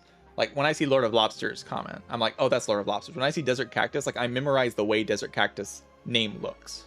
It's pink, and it's like this long, and it has like the thing in the middle. Like I can easily just at a glance, oh, that's Desert Cactus chatting in my chat. When I look at YouTube chat, it's like hard to distinguish chatters because they have like the ats and then the long usernames that are like kind of jumbled words. Because like they just take the usernames from like people's like Google accounts or whatever. So like people don't distinguish themselves from each other.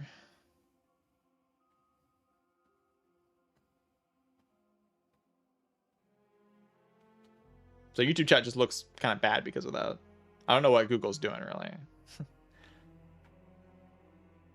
There's just like a very clear difference between YouTube and Twitch chat.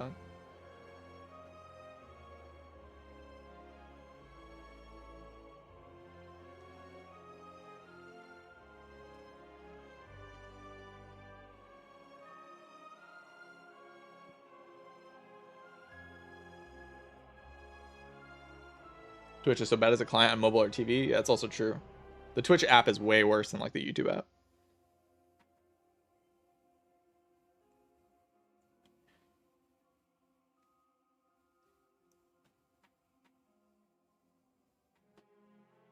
There's a few upsides and downsides. Typically when I watch a stream, it's on YouTube though. I think YouTube's like just a better player. Like the video player is better. And usually I'm just watching for the stream itself. So. Also, I have YouTube Premium and I don't have Twitch Turbo. So that's like actually probably a big part of it. That's probably a pretty big contributor to the reason.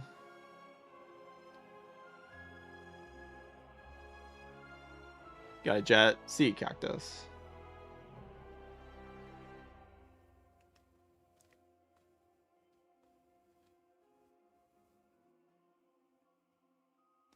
YouTube stream on my Roku has 5 seconds versus 20 on Twitch. Yeah, the YouTube player is just better. Like the video player on YouTube is much better for streams than like it lags out more. There's less like random bugs, especially if you don't have Twitch Turbo. Like sometimes the Twitch player will just bug out, and then you have to restart it, and then an ad will play after you already just watched an ad. Especially if people have like pre-roll ads running on their channel, like it'll just play ads over and over again. If you like your internet is bad sometimes, it's so annoying. Like that never happens on YouTube. Even if you don't have YouTube Premium, that just like doesn't happen.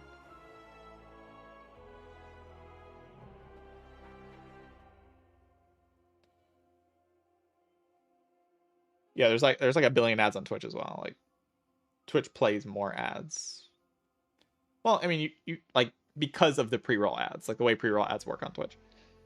They're just like longer. Obviously, it depends on what the streamer is doing, how many ads they're playing, like how many ads you get on Twitch.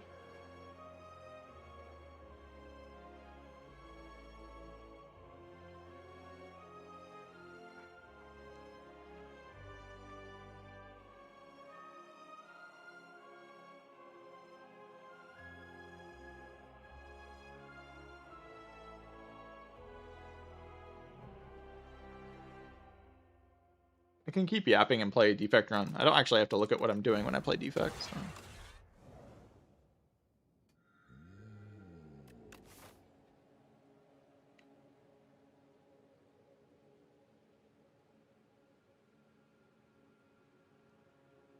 Should I try to fight 4 elites, and if I die, I die?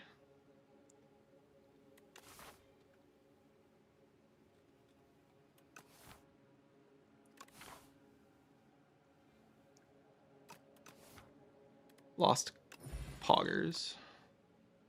GG. That card says charge battery on it. I win.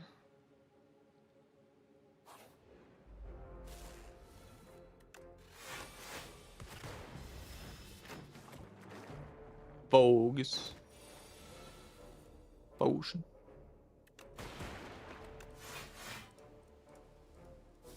Should probably punch this guy. Oh god. Never mind, charge battery broken.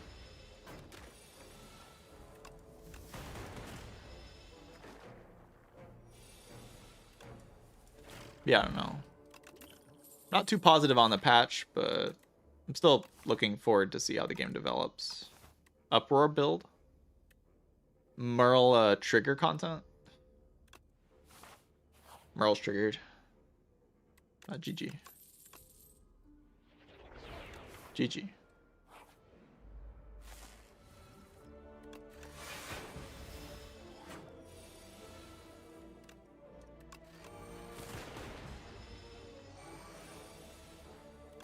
If I lose, it's your fault. Wait, I have no attacks? What? How could this happen?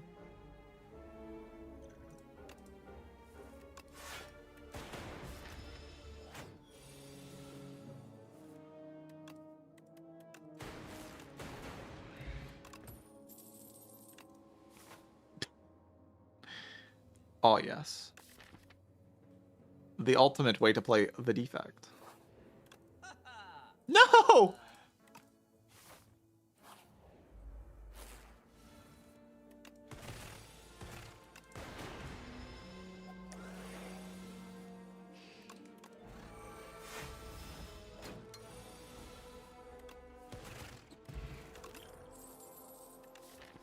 Should I take a Frog's Orb?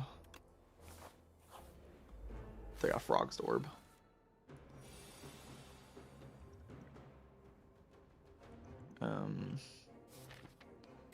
Bogus motion. My uproars.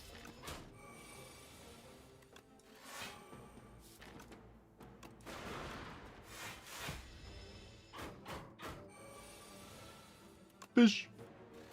Uproar. Let's go. Poke.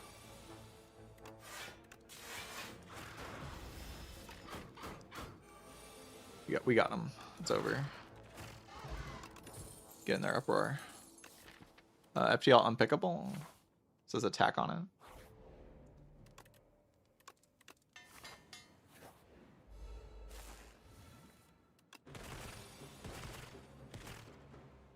Yeah, that card sucks, by the way.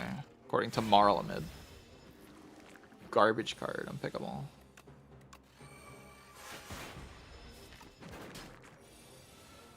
Everybody make fun of Marl for being so wrong.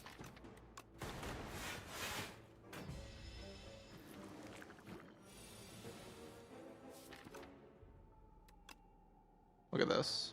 Womp womp. Oh, still attacks. Let's get go.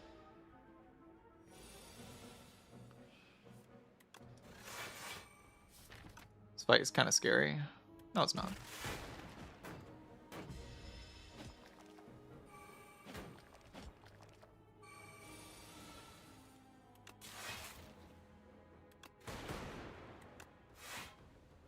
I feel like Zap. I feel like Zap does like more damage over time. If I don't draw both my uproars together next turn, that'd be kind of tragic.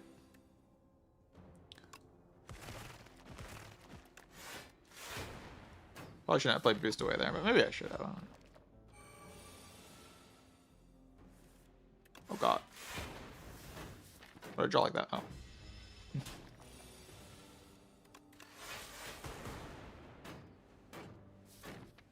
Oh god. I'm getting got by the one guy.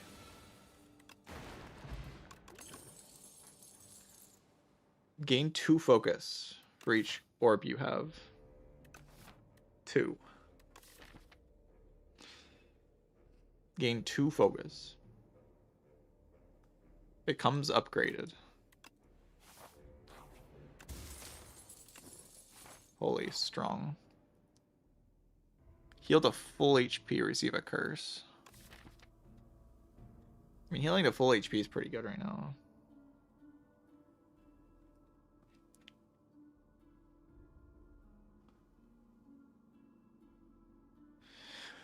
I don't love a curse, but yeah, that's fine.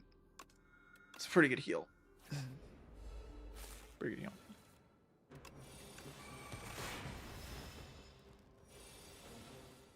Aha! Uproar. Uproar. Holy crap.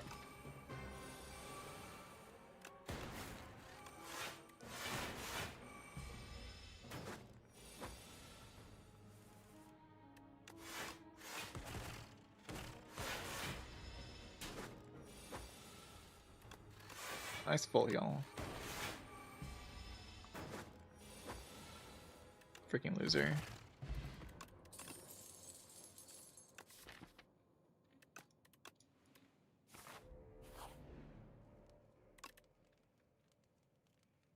Three focus. 3 focus.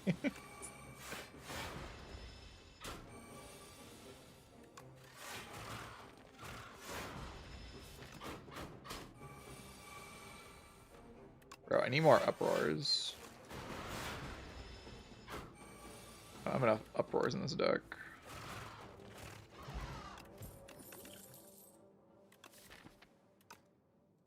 It's a problem. Push.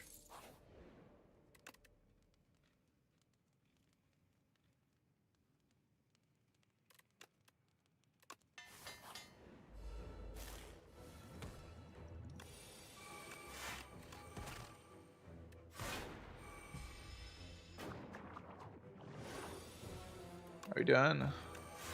I'm doing great. Thanks for asking.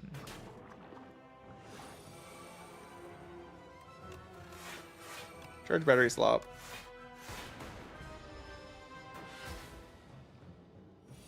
The patch kind of sucks, but you know, I'm having a good time with chat.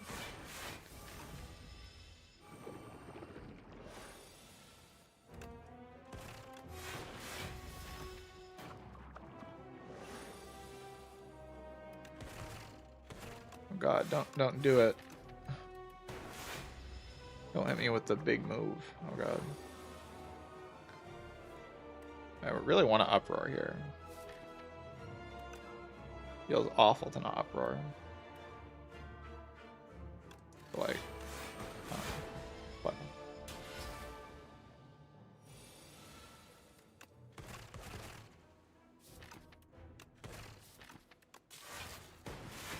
Worst card I could have drawn. Anyways.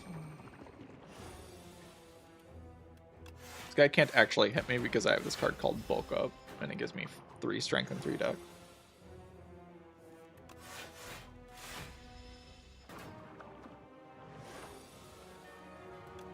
Uproar.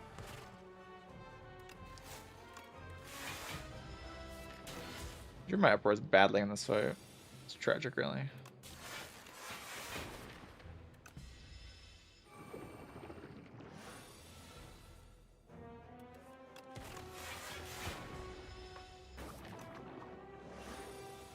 Can't really lose though.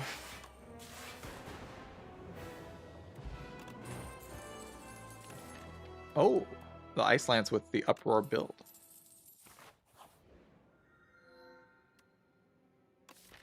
Toasty Mittens.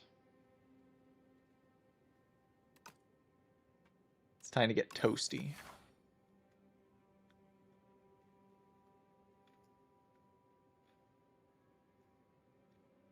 Strength build.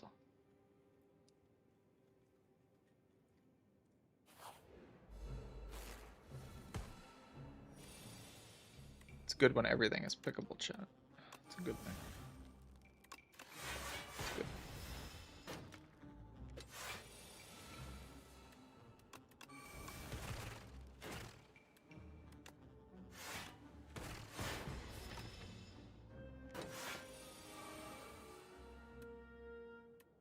Nine damage twice. We got it, right?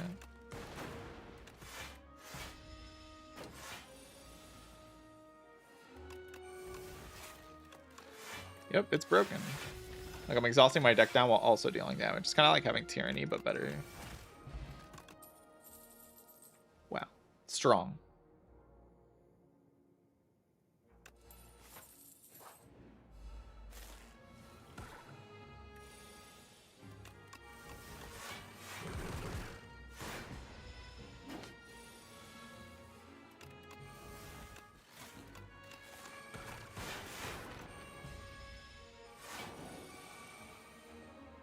Like, the Poor Sleep's just a good card now.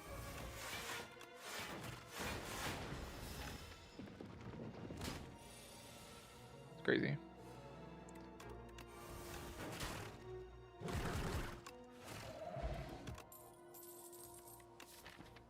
Hologram?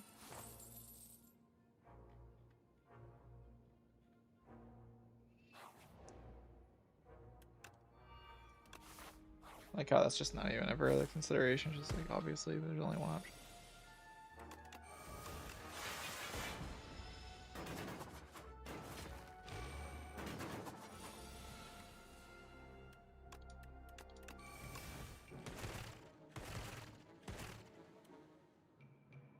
It's time to get gunky.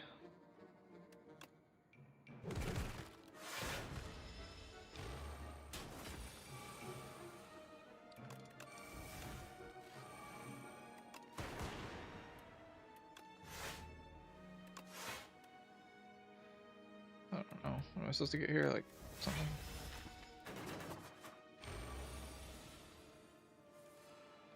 Why am I so strong?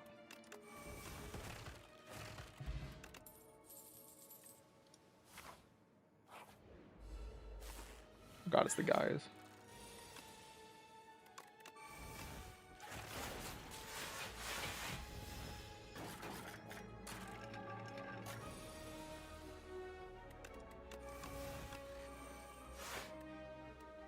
Is this 9 times 3? What?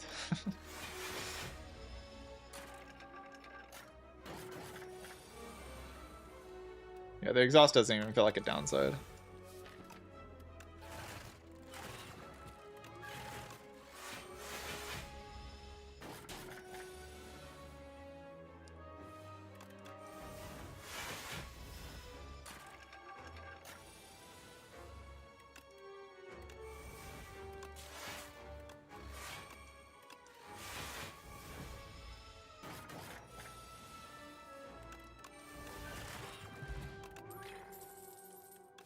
I don't want to deal with genetic algorithm, so I won't.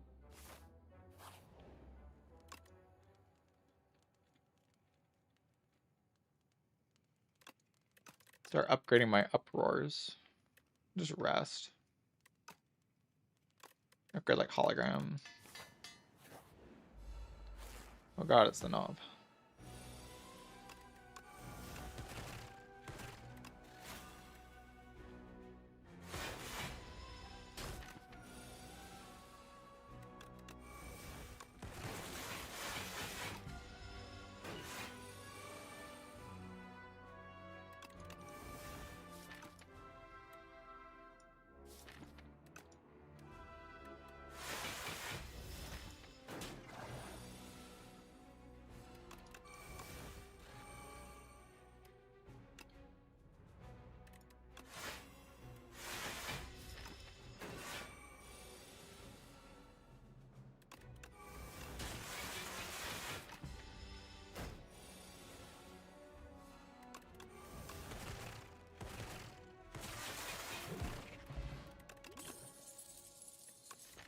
I really need compact, right?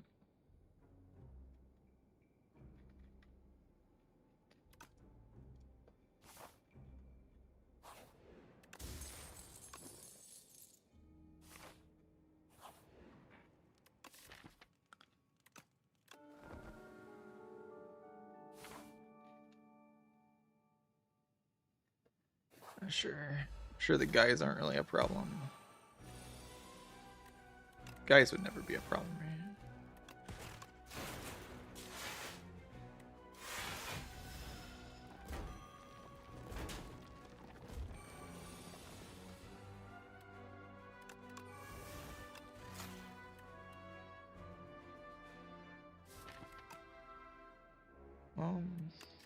I'll just keep resting.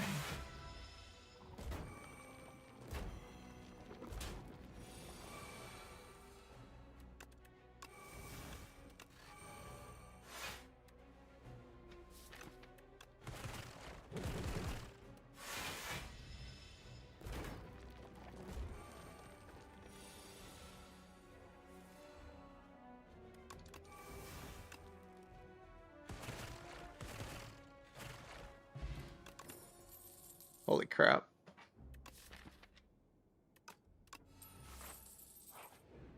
I need to upgrade my uproars. It's like very important. But if I do that, I might die to the B guy. Who cares?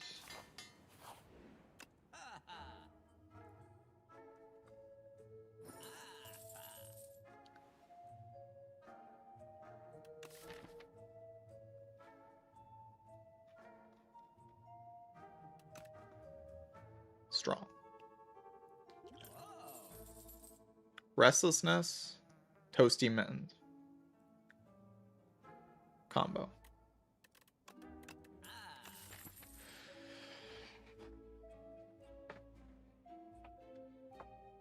We're gaming. We're gaming. This is the best run of all time. Thing is, I have to like kill the guy, the B-man.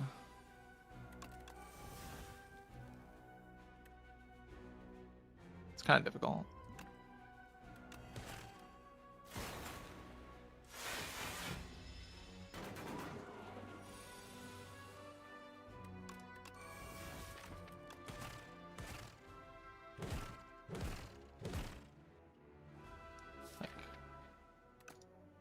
I have some damage left in the deck. It's not much.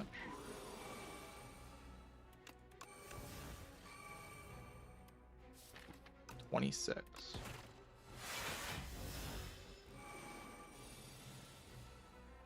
Oh, that's enough though.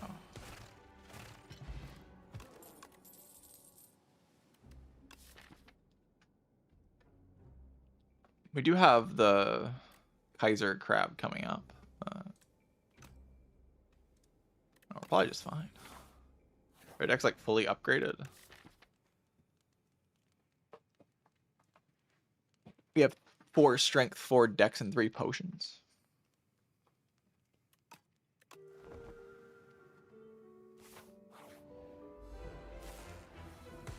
We're just very limited on energy is the problem with this deck right now.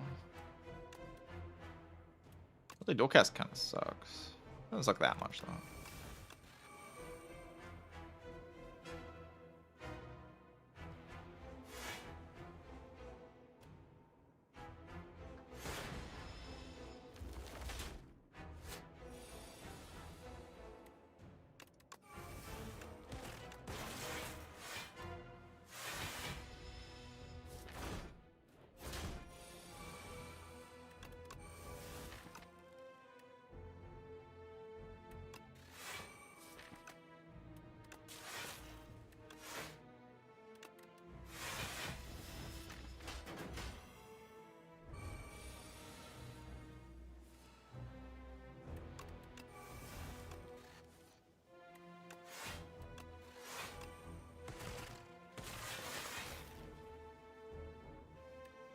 Play it, Gonk.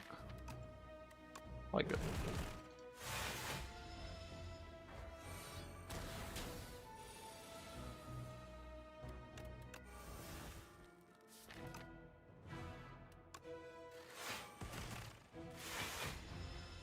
Oh wait, I took damage there.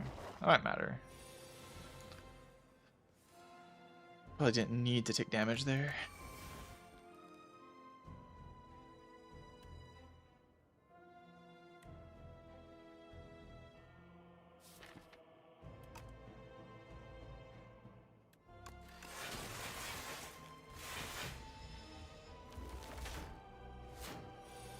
I can probably kill this one this turn, right?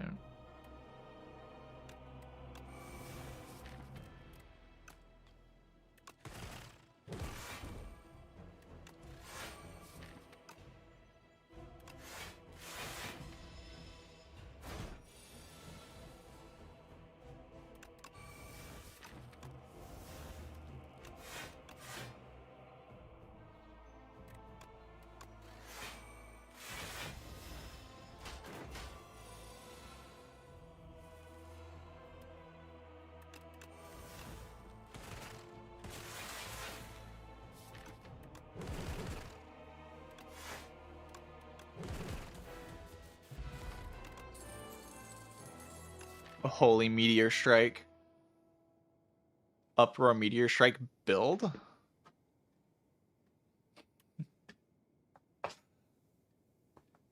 Favorite combo.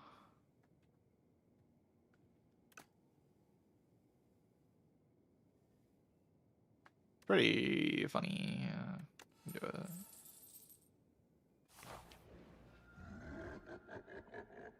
You may cook. I just crossbow, yeah. Crossbow is just dumb and boring and lame, but it's overpowered, so. Kinda makes the Meteor Strike harder to uproar, but it can also just make more uproars. I mean, crossbow mittens is just disgusting. This is like built, like your entire deck is like just made for you. Like you don't even have to play the game. Nothing matters. You just win. It's like, would you like a deck? That's what these relics give you. They give you a deck. Wow, a deck.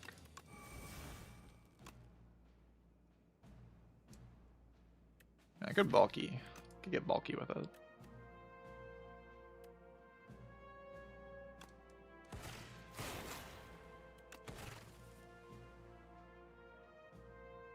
It's nothing. Try to save HP.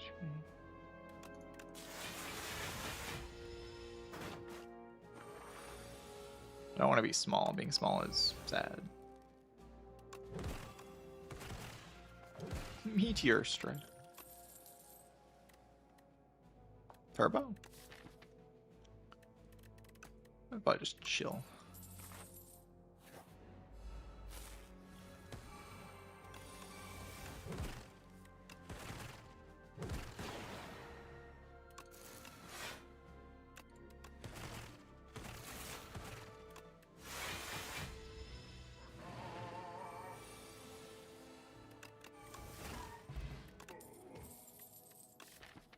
Oh, an iteration?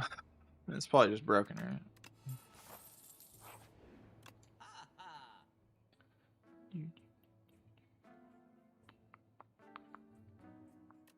Get rid of the strike. They're all gone, all the bad cards. We're left with only broken cards. Gigantification potion. You can like one-shot the Aeon Glass with like a Pindib Akabeko Gigantification potion uproar. Kill. I don't need to do that.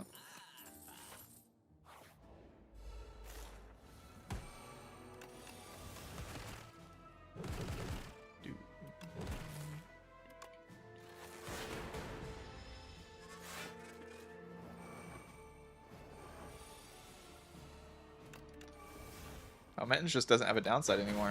It's cool. Thank you. Like,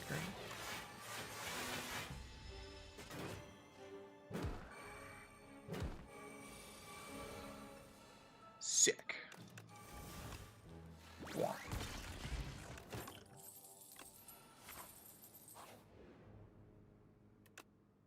Oh no, not a regret. How am I gonna deal with a curse? Oh god. Oh. I might regret my decision.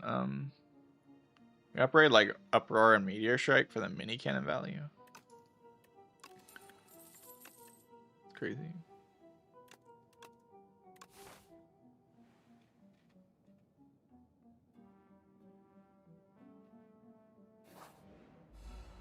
Oh god, it's the guy.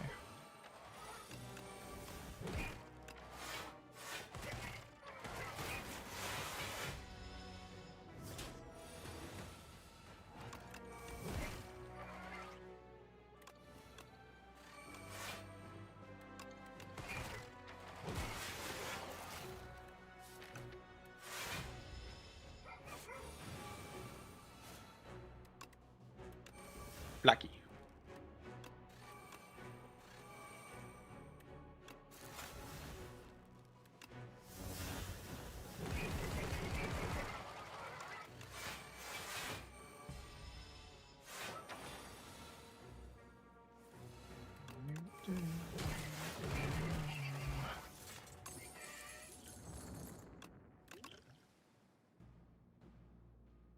Oh my god, synchronized. Just really wish they would buff defect. Yeah, me too. This is way too hard.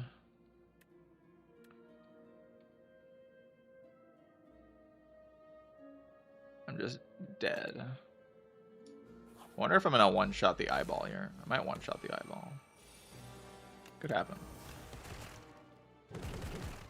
Yeah, almost.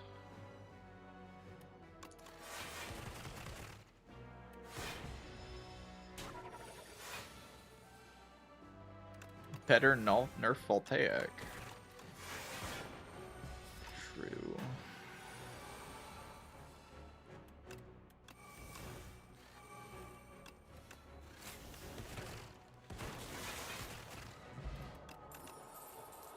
Way sure.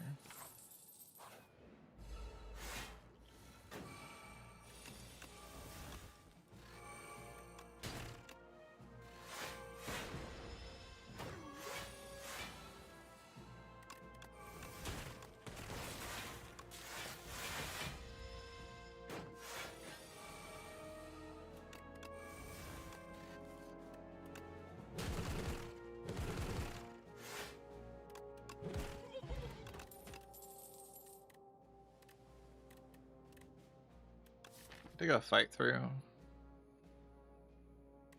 It's like a pretty dense card.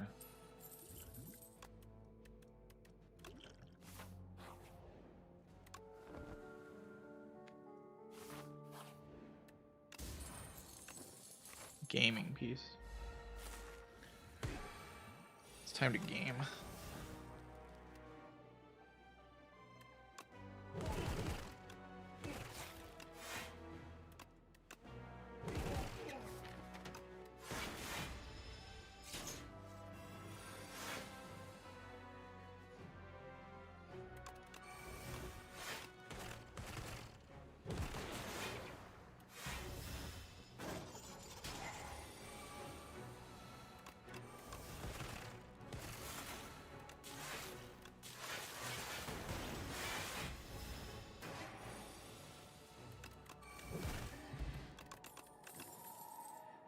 I got another Ice Lance. Pretty good.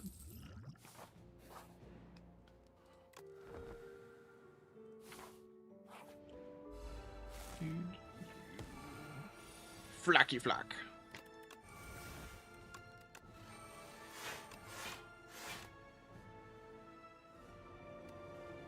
Could use the Aura a big acid. Ooh, Feral.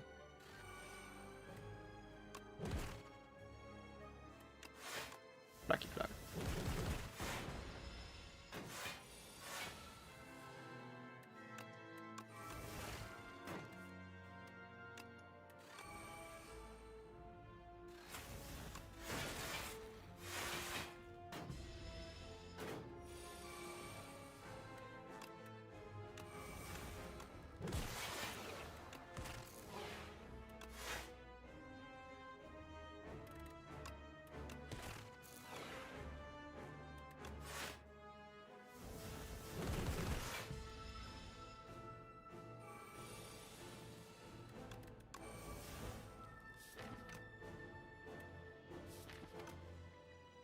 Is it dead?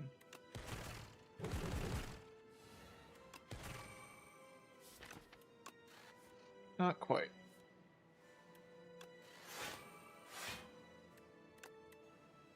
Almost though.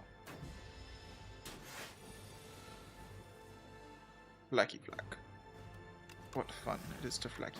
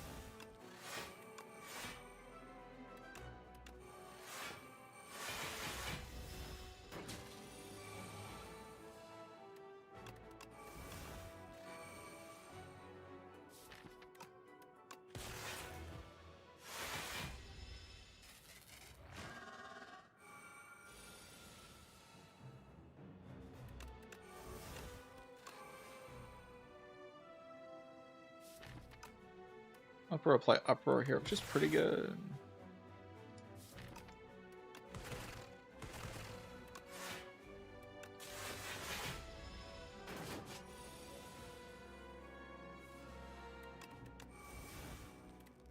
Don't make me beam.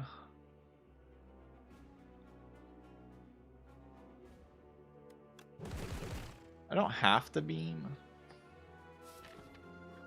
Probably bad to beam, right? Probably bad to beam. And just like use Colorless Potion and find an attack.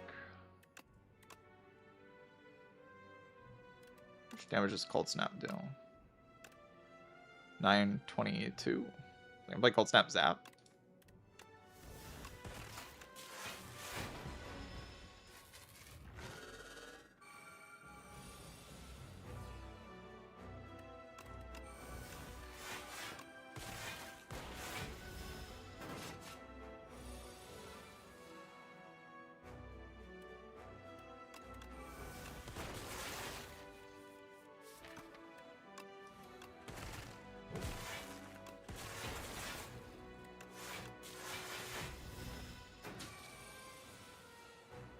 Flaky Flack.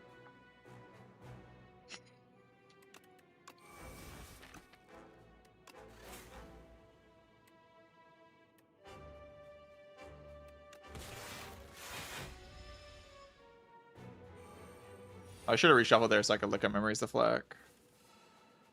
That was the move chat. How could I not see the line?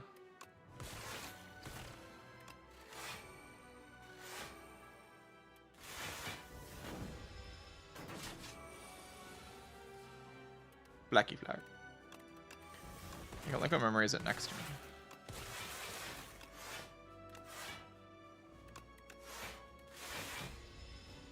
Wow, I did it. I won.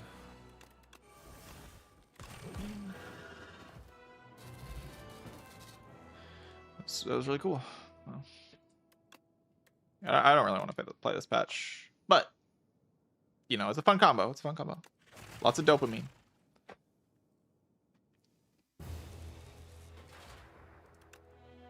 GG.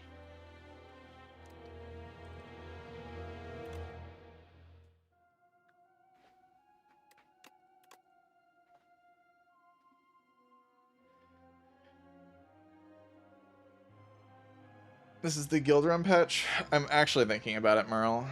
What if I become a guild runner? The game doesn't even look interesting to me, but like, what if we just all play guild run to make the Spire devs be like, oh god, we gotta lock in.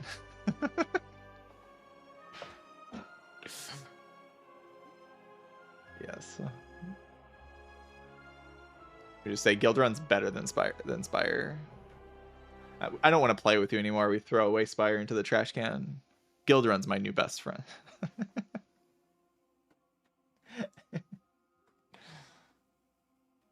I'm just messing around.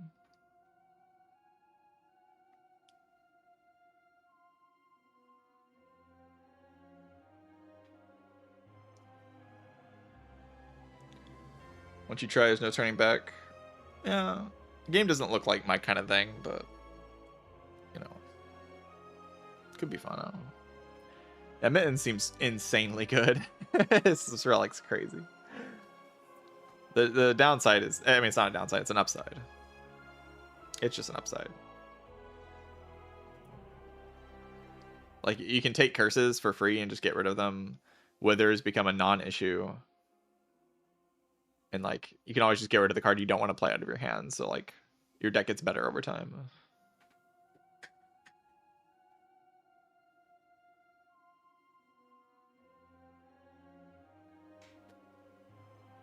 But it's, like, kind of in line with other boss relics now of just being, like, extremely strong.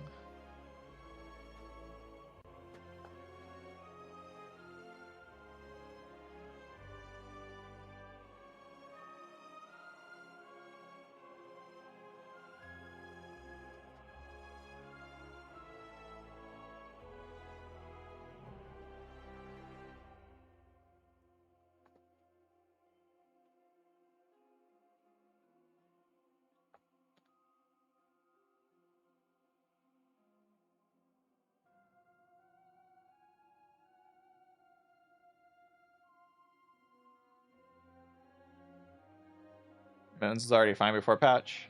Yeah, Mittens was already okay. It's just like it didn't compare to the other relics. Like you saw on this screen, you just take soup over it. It's just better. But here, Mittens is like very clearly the best boss relic here. It's way better than soup and Toy Walk. That'll actually happen now. It was just completely insane. Like Giga Omega, one of the best I could have seen in that spot. Because like makes the uproar better and makes like the deck was just uproar for damage and it just massively increases the damage uproar does. Because uproar is like a 3x strength scaling card and also you get rid of other attacks that you don't want to play.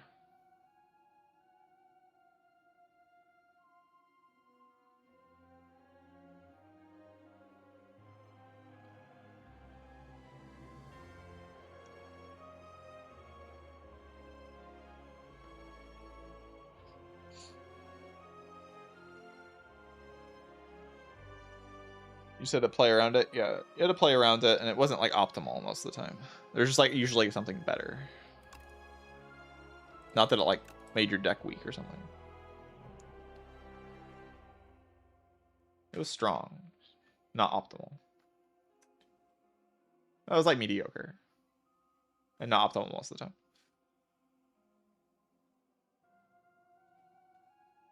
And a way you can make that more interesting is by nerfing the other relics to like bring it in line with Mittens. And then that's how you do it. But this is the other way you can do it, where you just make Mittens giga overpowered so you actually click it.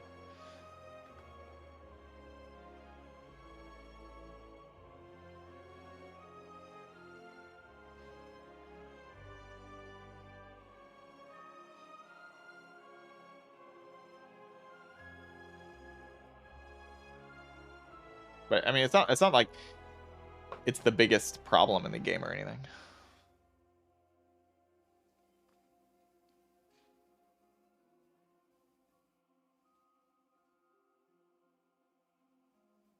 Like the biggest problem in the game is like, I mean, even on Tezcatar, like Soup and the Brightest Flame are a bigger balance problem than Mittens.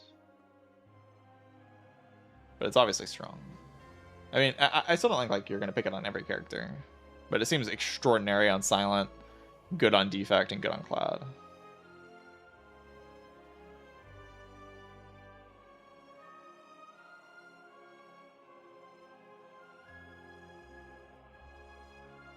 Yeah, all the boss rocks, like the whole pool of everything is just too strong.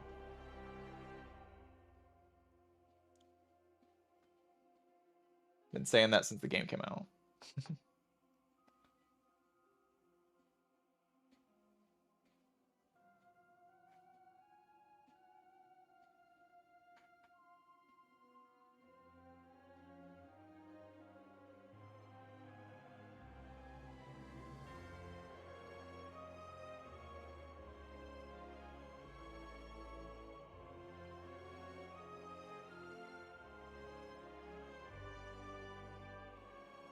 But I don't really want to play this patch. It's like not interesting at all to me. And you see, this thing says, I can put this around on YouTube because I got Toasty Mittens. The new Toasty Mittens is broken. It's overpowered.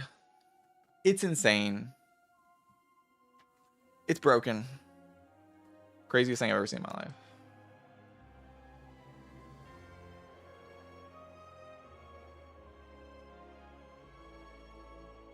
Also, Merle, take notes. Uproar, floor 1.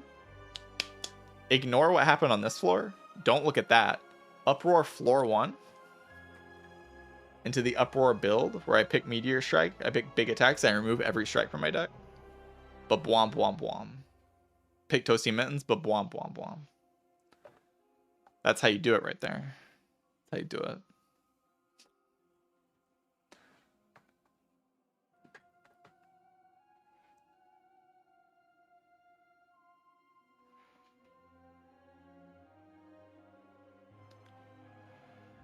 Make it Vigor. And give you Vigor 1 every turn, so your attacks deal 1 more damage. It's kind of whack. Let's see what they do. Let's see what they do. I'm rooting for them. I hope they make a good game. I don't want to play this game, though.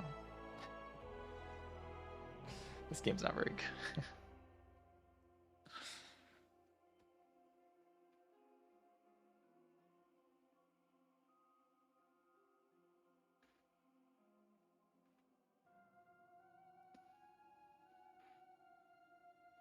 Main branch still has all diadem? Yeah, I think so. I think it's 2 patches behind, so it's like basically before the diadem patch. That was a fine patch. Because they got rid of like some of the more obnoxious things, diadem and the apparitions. Those things really made runs not very fun once you entered Act 3. A lot of the time.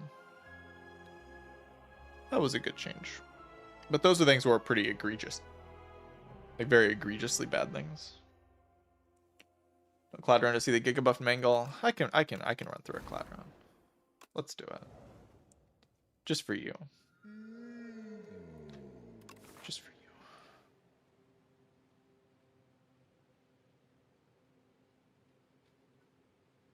You gotta zoom though. Is Torment broken on Clad, or is it bad on Clad because Bloodletting is now uncommon? Kind of says Exhaust on it, which is pretty cool. Let's take Ambergris because I've taken it like one time.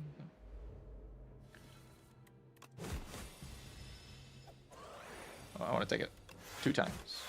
2 times is more than 1 time. Which is cool, I guess.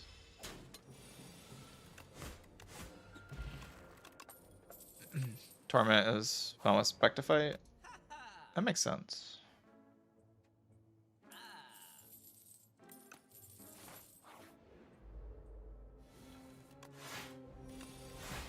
Whoops.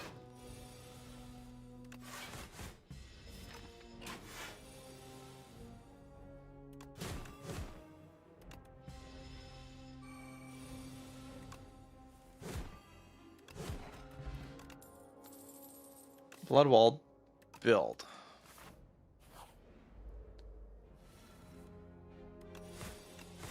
Have any of you made the Bloodwall build before? I've made this deck before. It's really broken. Where you just pick every Bloodwall. Missed Howl from Beyond Mittens? Holy crap. What am I doing? What's the big idea?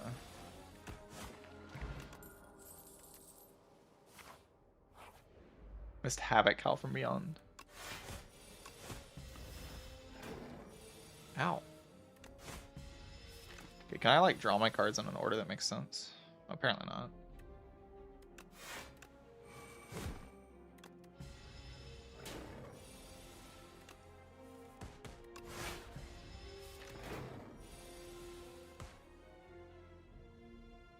Good Ambergris this turn. Kind of saves Giga HP.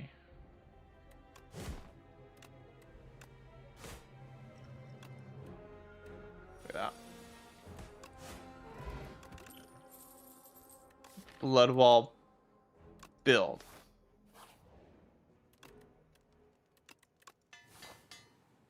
Okay, I think that one might not be very good.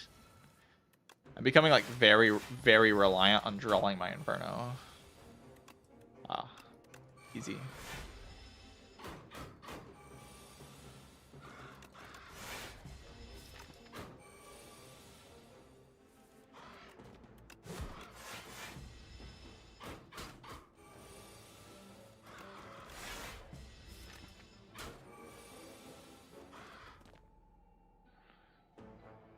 Vompot Strike Strike.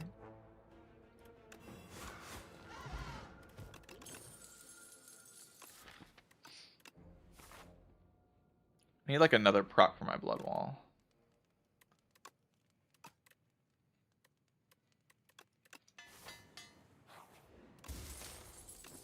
Oh wait, I'm stupid. I don't really have any attacks anyway.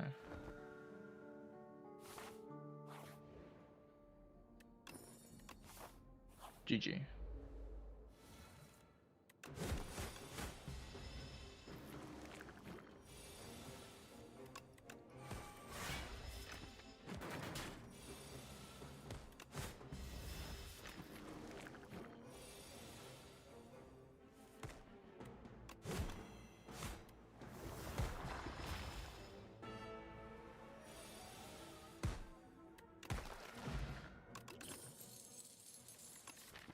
Cruelty.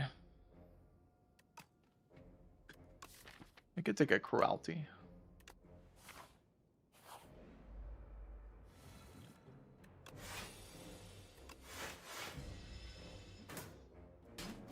Are they gonna punch me next turn? Yeah, not really.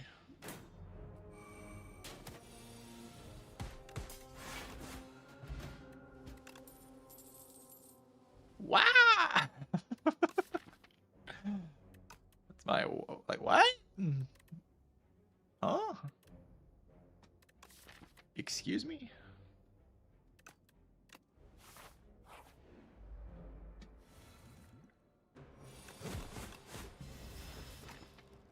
That's not a real draw. Very interesting. Very, very, very interesting. Yes, yes.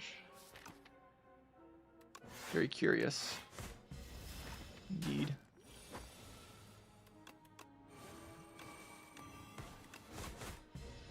Draw better.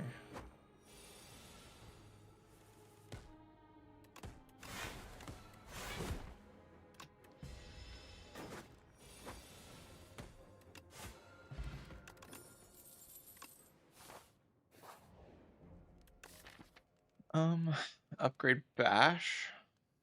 Upgrade Battle Trance.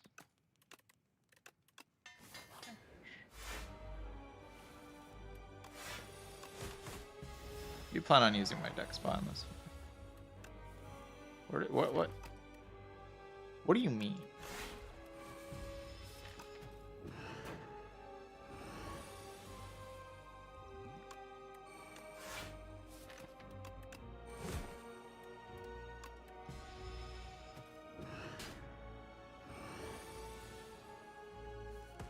It's not allowed. You can't make me draw like that twice. It's cheating.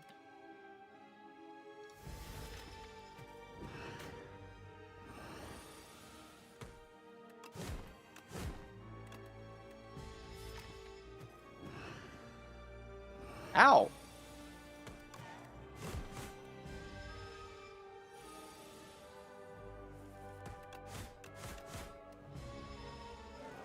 It's a streak. 67.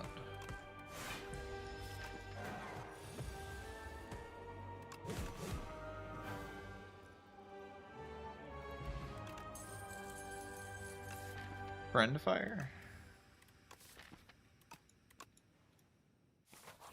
Oh my god, mittens. What? Where's my mittens? I have to take Seal of Gold now?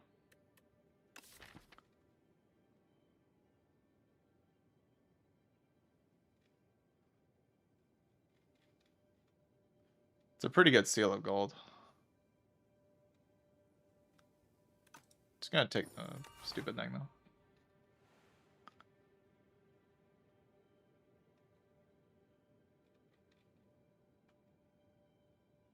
I have no potion, chat. I don't got any potions. I'm lacking in potions.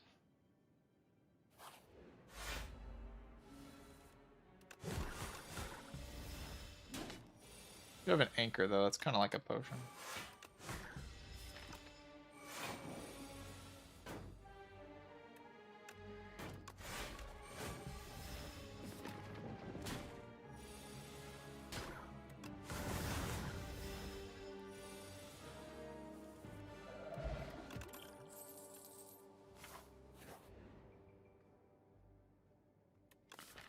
Playing an attack next turn. Let's be rich. It's fine. Ooh, rich so I can pay for 1,000,000,000 strength. So I can farm.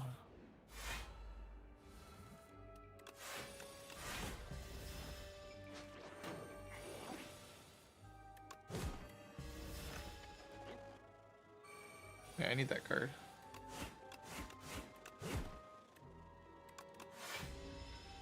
Ow.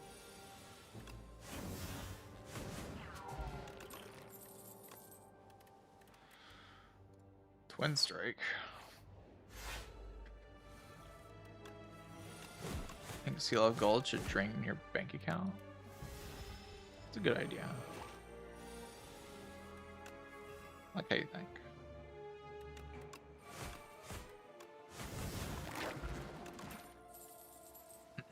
Deal 1,000,000,000 damage.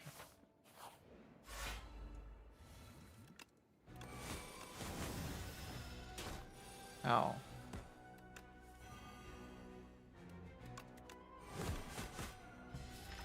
I'm dead?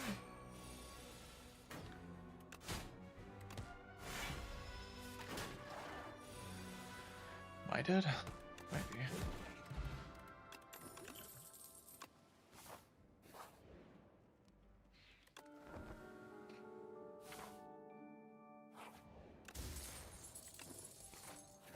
Only B-man is solved.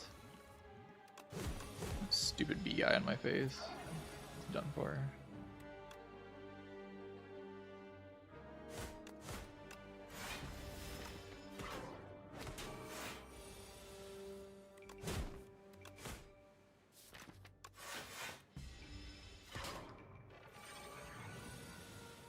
Kinda has to die. Luckily my strikes deal an amount of damage. Oh god, it's the guys.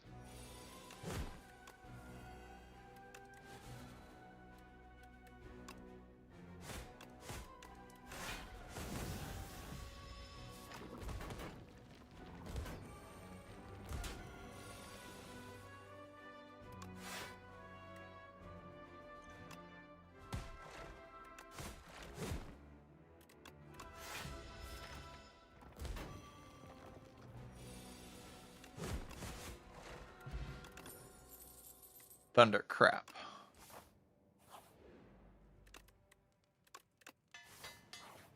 I should probably upgrade Fiend Fire actually. Mummy hand.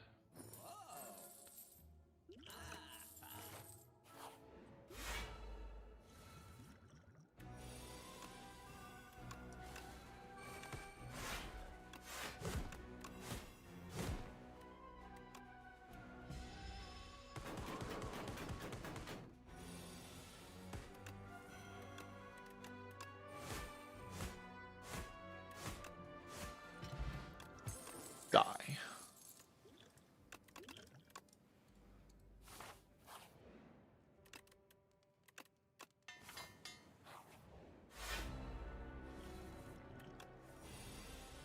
Oh shit. It's not a very good draw.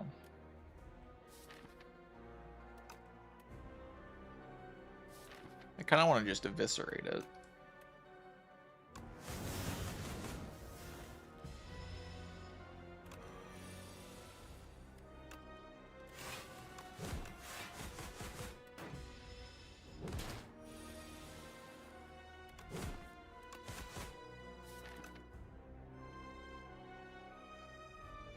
Dex 5.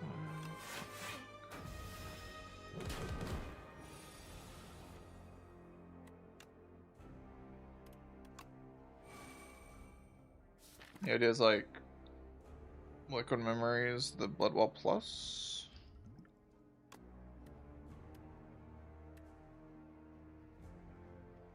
Wait, where's my Bloodwell Plus? There is no Bloodwell Plus. It's a figment of my imagination. Oh god.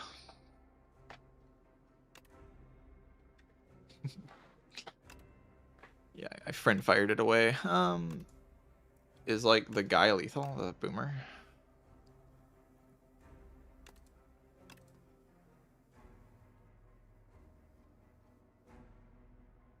I don't think the guy is lethal. Doesn't seem lethal.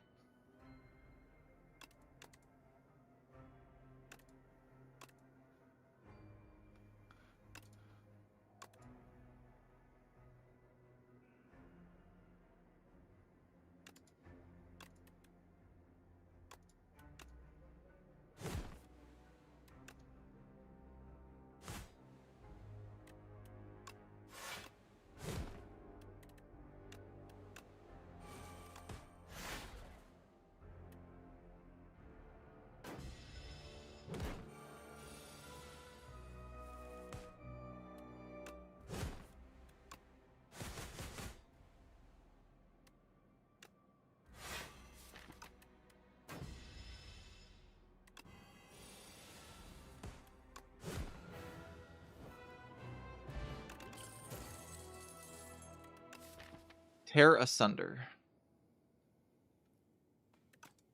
I don't know. Fuck off.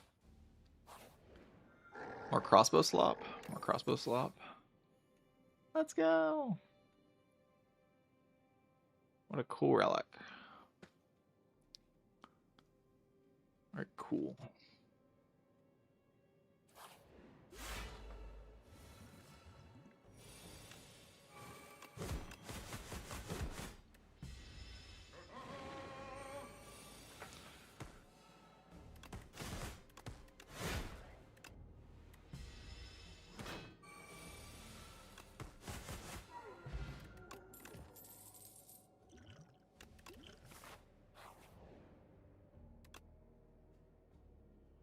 heal.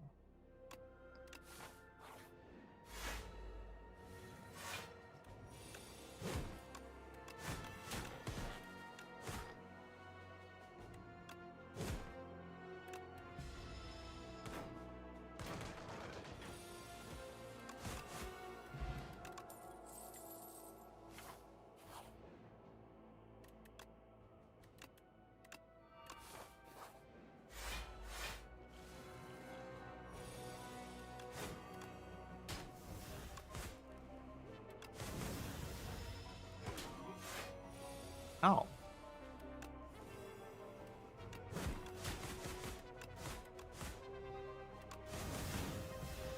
Ow.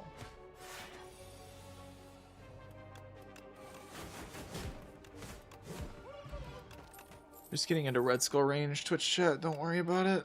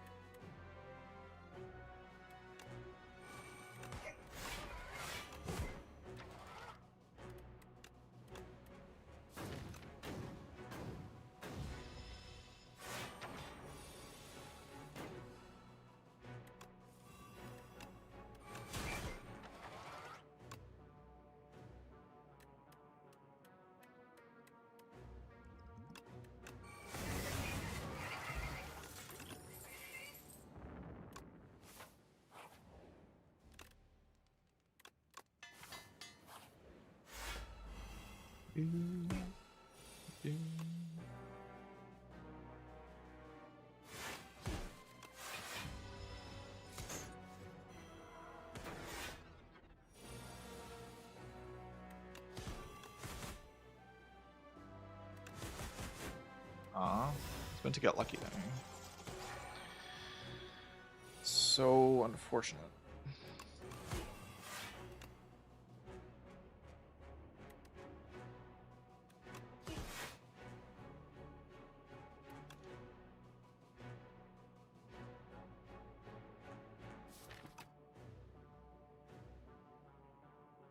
Am I allowed to take this damage? The Gambit.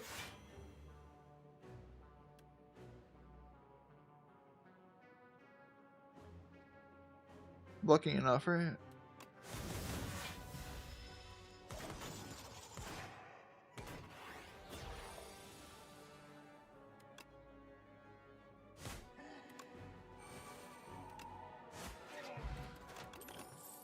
Oh my god, it's meat on the bone. My favorite. Brimothy. Brimothy stone.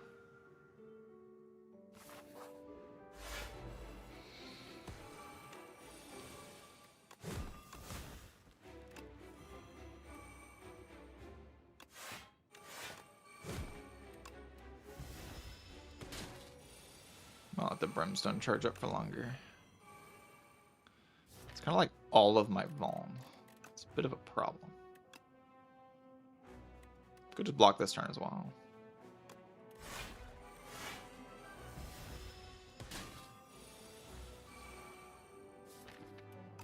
God, that is such a bad draw. Only does 7 times 4. Could be like 1,000,000,000 times 4, but he's a buffer potion here.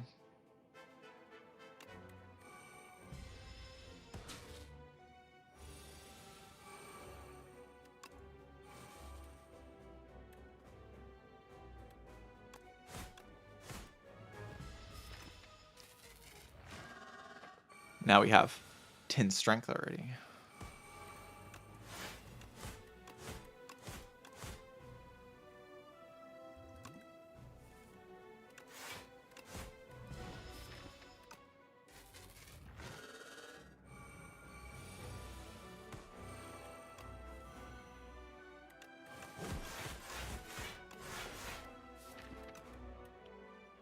kill it next turn.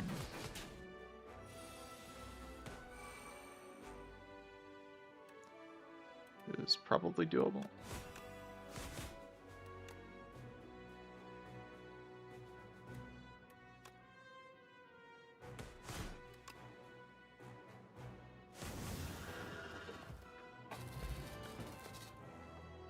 All right, time for Aongle Ass. A very terrifying foe with many devastating powers.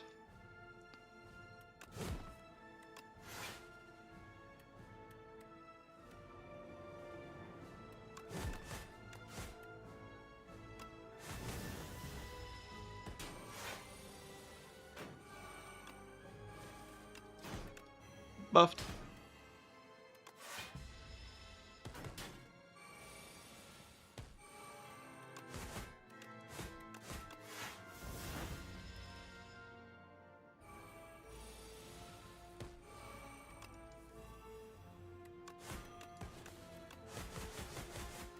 I did it. That was cool. GG.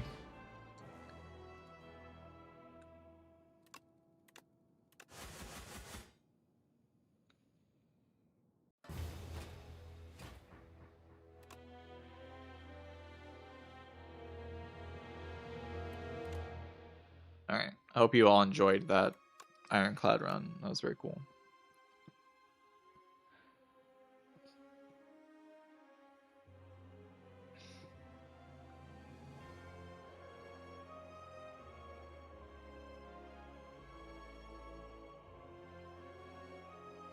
It was more like 22 minutes.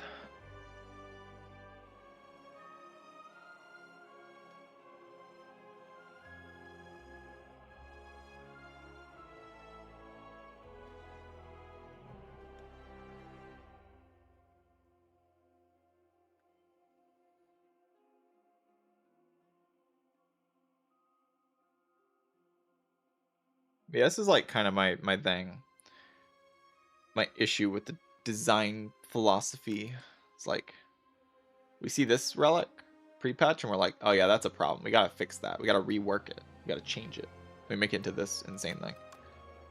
But we see this relic and we're like, yeah, we'll just leave that. It's fine. That's fine. There's nothing wrong with that.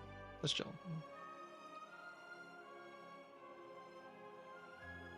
Like, this is a worse thing for the game than Old Mittens was for the game. Like, this makes the game less interesting. More than the Old Mittens made the game less interesting. But I guess that's just a perspective thing.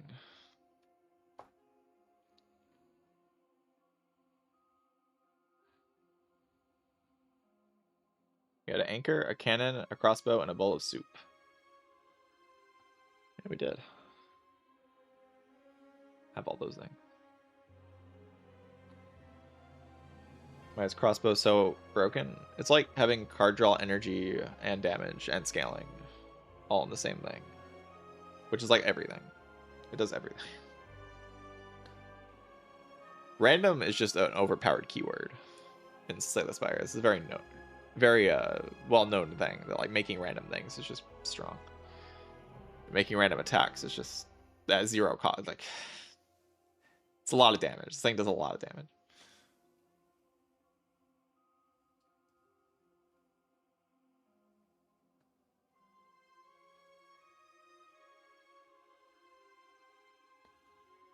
The random attack have to not be free. If it wasn't free, it would be bad. It would just be awful if it wasn't free. The reason it's strong is because it randomly prints a Mangle and blocks for 20 and does 50 damage on turn 2 of the Hourglass fight. And my relic blocking for 20 and dealing 50 damage is like pretty strong. It's a pretty good thing for a relic to do. And it just does that because like you roll enough dice and good things are going to happen at some point.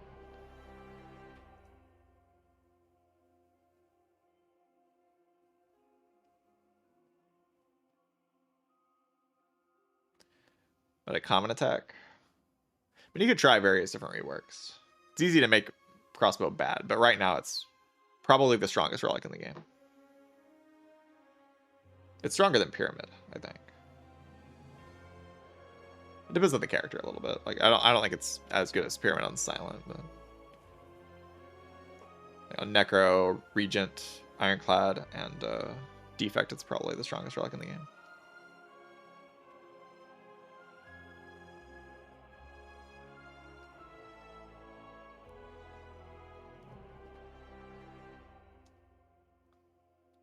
Yeah, where's the crossbow card? The card that says every turn print a 0 energy attack.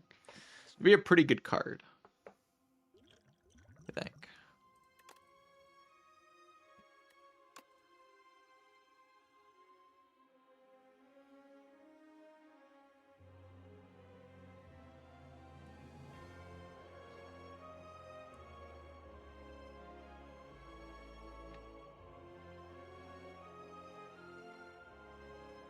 Am I the only person live right now? Nobody wants to play Slay the Spire 2. The game is dead.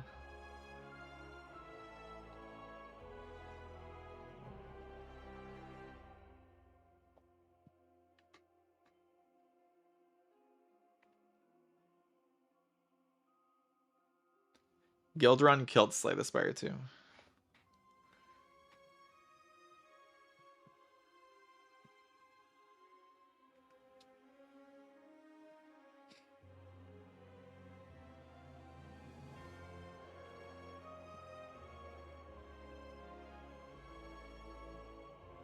I could play Silent and force the poison build.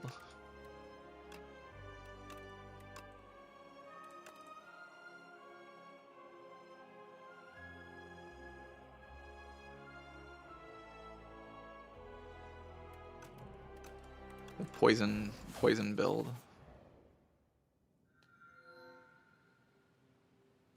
Gremlin Act 2 a kill Guildrun. I like the optimism. I like seeing that from you, J-Mac. Very cool. Cringeable. I don't want to think. Crucible is actually a pretty good relic if you don't want to think. Pro tip.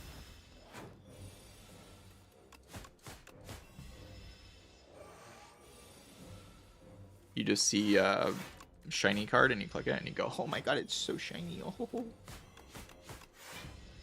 And that replaces your thought. You don't have to think about like long-term value and nonsense. Oh, poison deck? Holy crap. Poison build run. Poison build.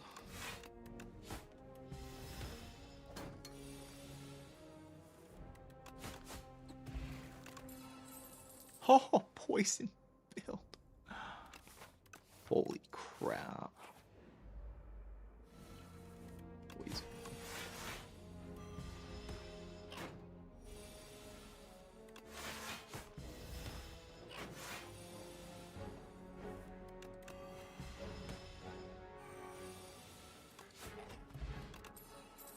Poison.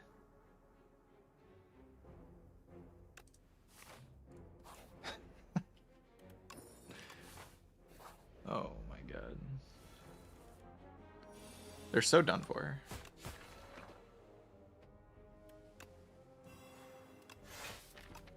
It's just over. I win.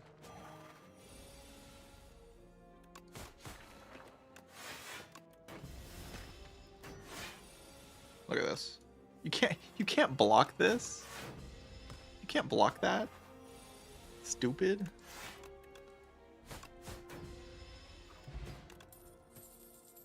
Poison?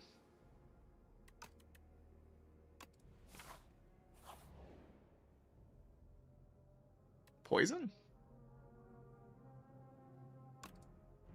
Poison? Poison? Oh, wait, we have to block. That's part of the poison build. Blocking. Oh god, wait, this guy counters my poison deck. What?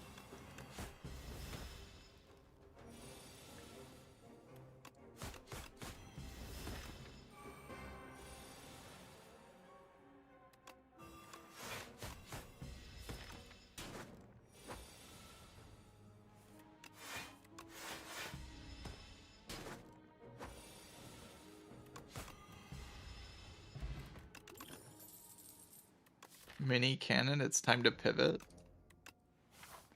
attack build. Oh god.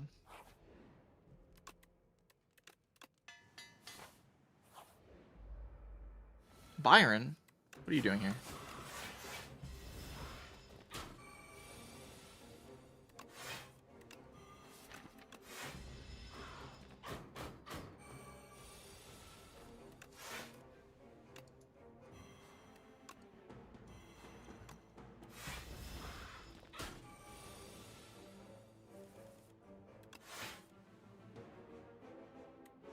Uh, 6 plus 7.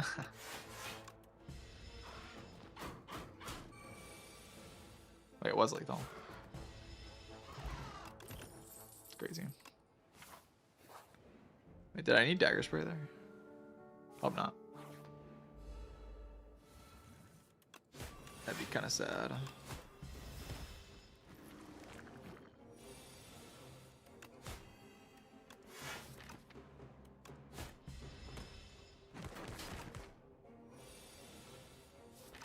Cheating.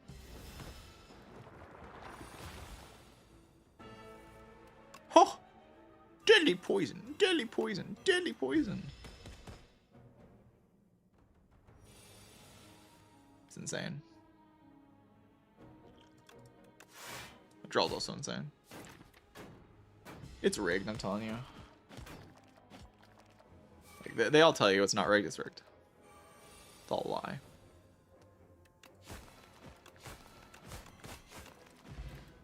I know it's rigged. I know it in my heart.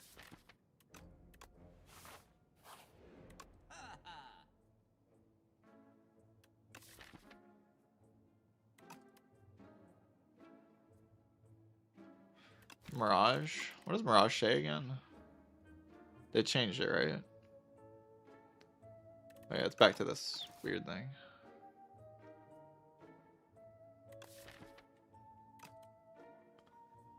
Should I just buy this because it's overpowered? Just gonna remove a strike. I don't know. I don't really. Just buy this. It's overpowered.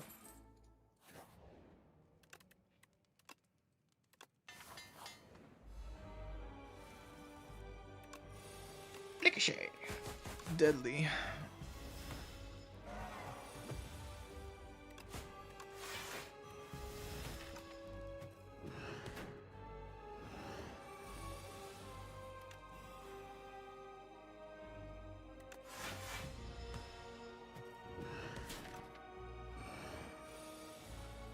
It always splits this turn. Hopefully I draw some poison cards next turn. Poison. Probably play neutralize. If I had neutralize, I'd play that.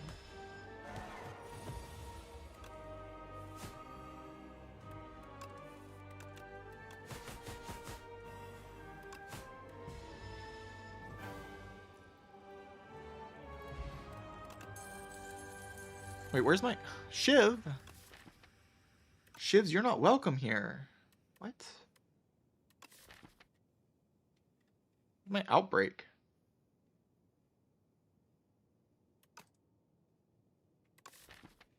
This is awful.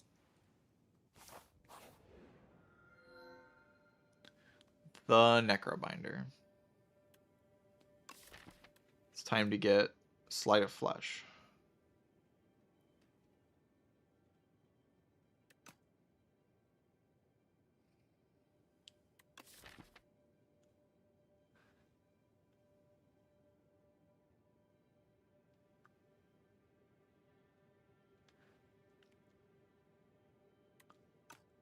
I mean, I would take a friendship here. Ooh, a friendship? Ooh, a friendship. We don't need strength.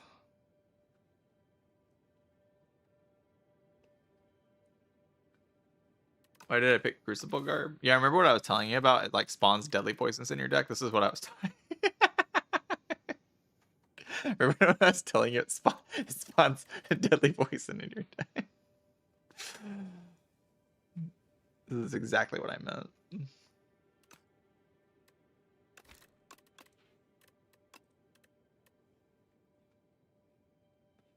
Incredible. Not gonna lie, there's a lot of low rolls from this this Lich class. Afraid I have to do it though. Nyroser. Dabelatate. Wave Warden. End of Days.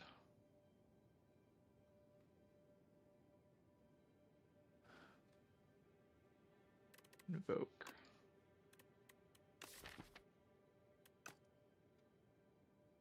Yeah, it's good enough.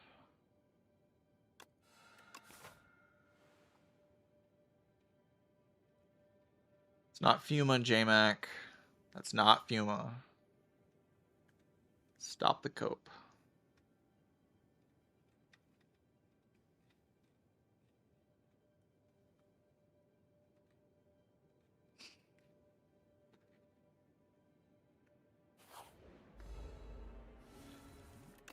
Neurosurge. Neurosurge is really broken, chat. So that's probably good enough for it to be a boss relic. Yeah, I want that card.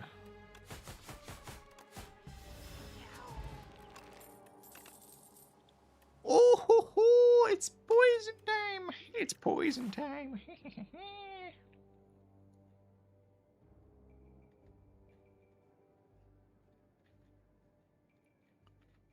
Oh yeah, it's poison time.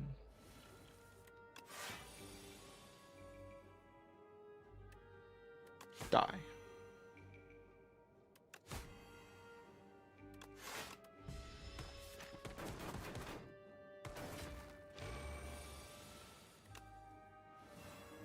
Bro, that card is so stupid.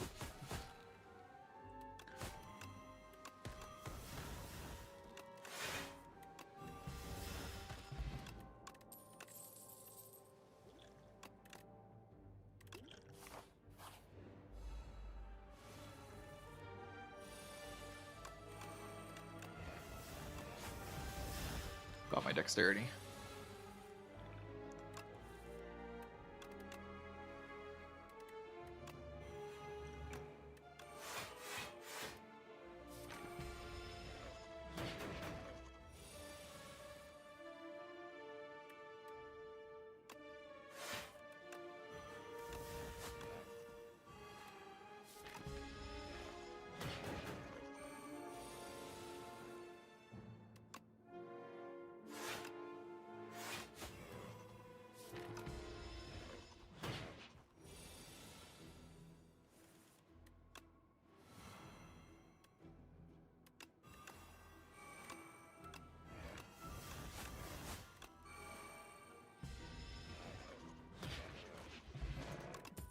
Probably could have played that better. Ooh, Dagger Spirit Plus. It's kind of hype. I have End of Days though. And like the guy, the Gremlin guy. Oh god, it's going in.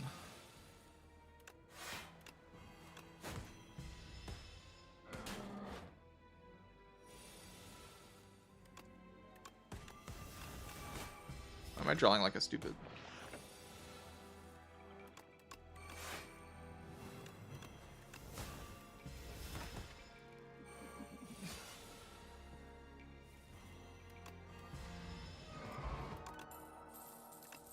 What am I doing? I need to lock in.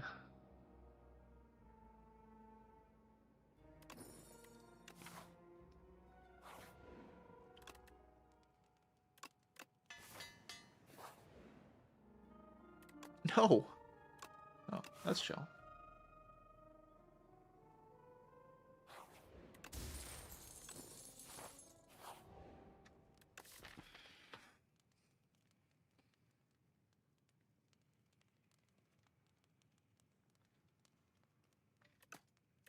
I need to upgrade my debilitate if I want to beat the Navamid. Which I do.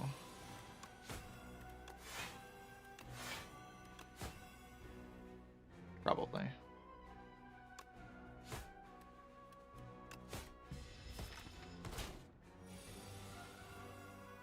What? Wait. Wait, we can talk about this. We can talk about this. I'm dead.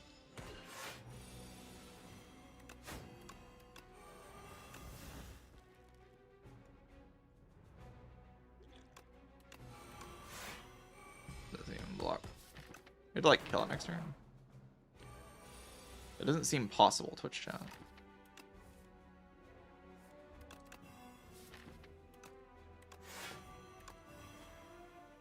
Almost though. We almost got him with our poison build. Just got too unlucky.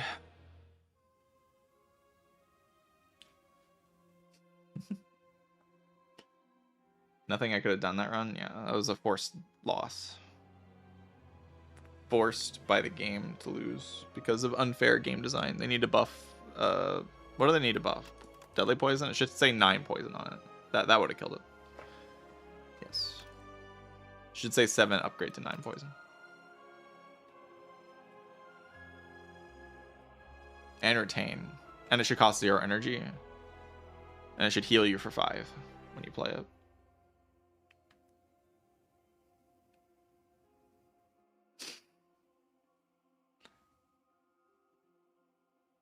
That sounds fair.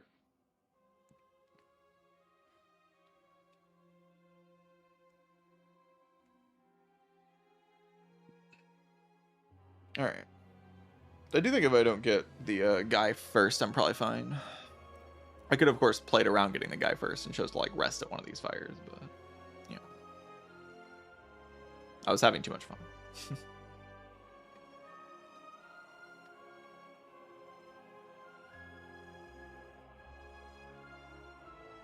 I still have no one to raid, so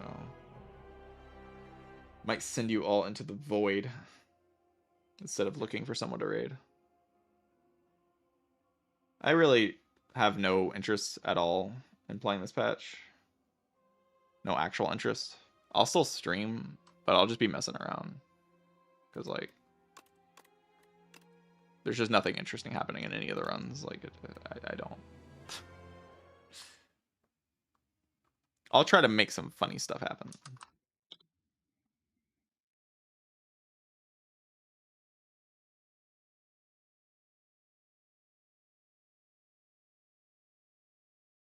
Money's live. Money live. Money wants to play this patch.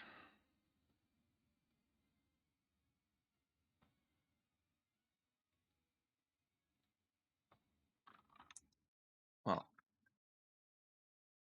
we can raid someone else playing this patch. Yeah, thanks for chatting, everybody. Thanks for watching. I hope you enjoyed the stream. If you did, I would appreciate if you followed the stream and subscribe to my YouTube channel. I post every day on YouTube. I'll try to build up some motivation. I'm just having too much fun playing other games right now. Like the Xenoblade 2 thing came out, like the upgrade pack for Switch 2. That's fun. I'm playing Grim Dawn. Grim Dawn's fun. I like Grim Dawn. I'm having fun playing like these grindy number games. Like motivation's kind of low to play Spire, but it's gonna be like that sometimes.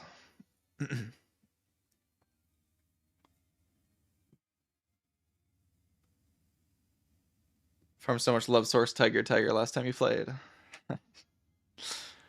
JRPGs are great.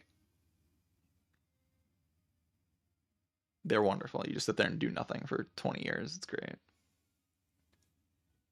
All right. Thank you all for watching. GG's, everybody. See you all later.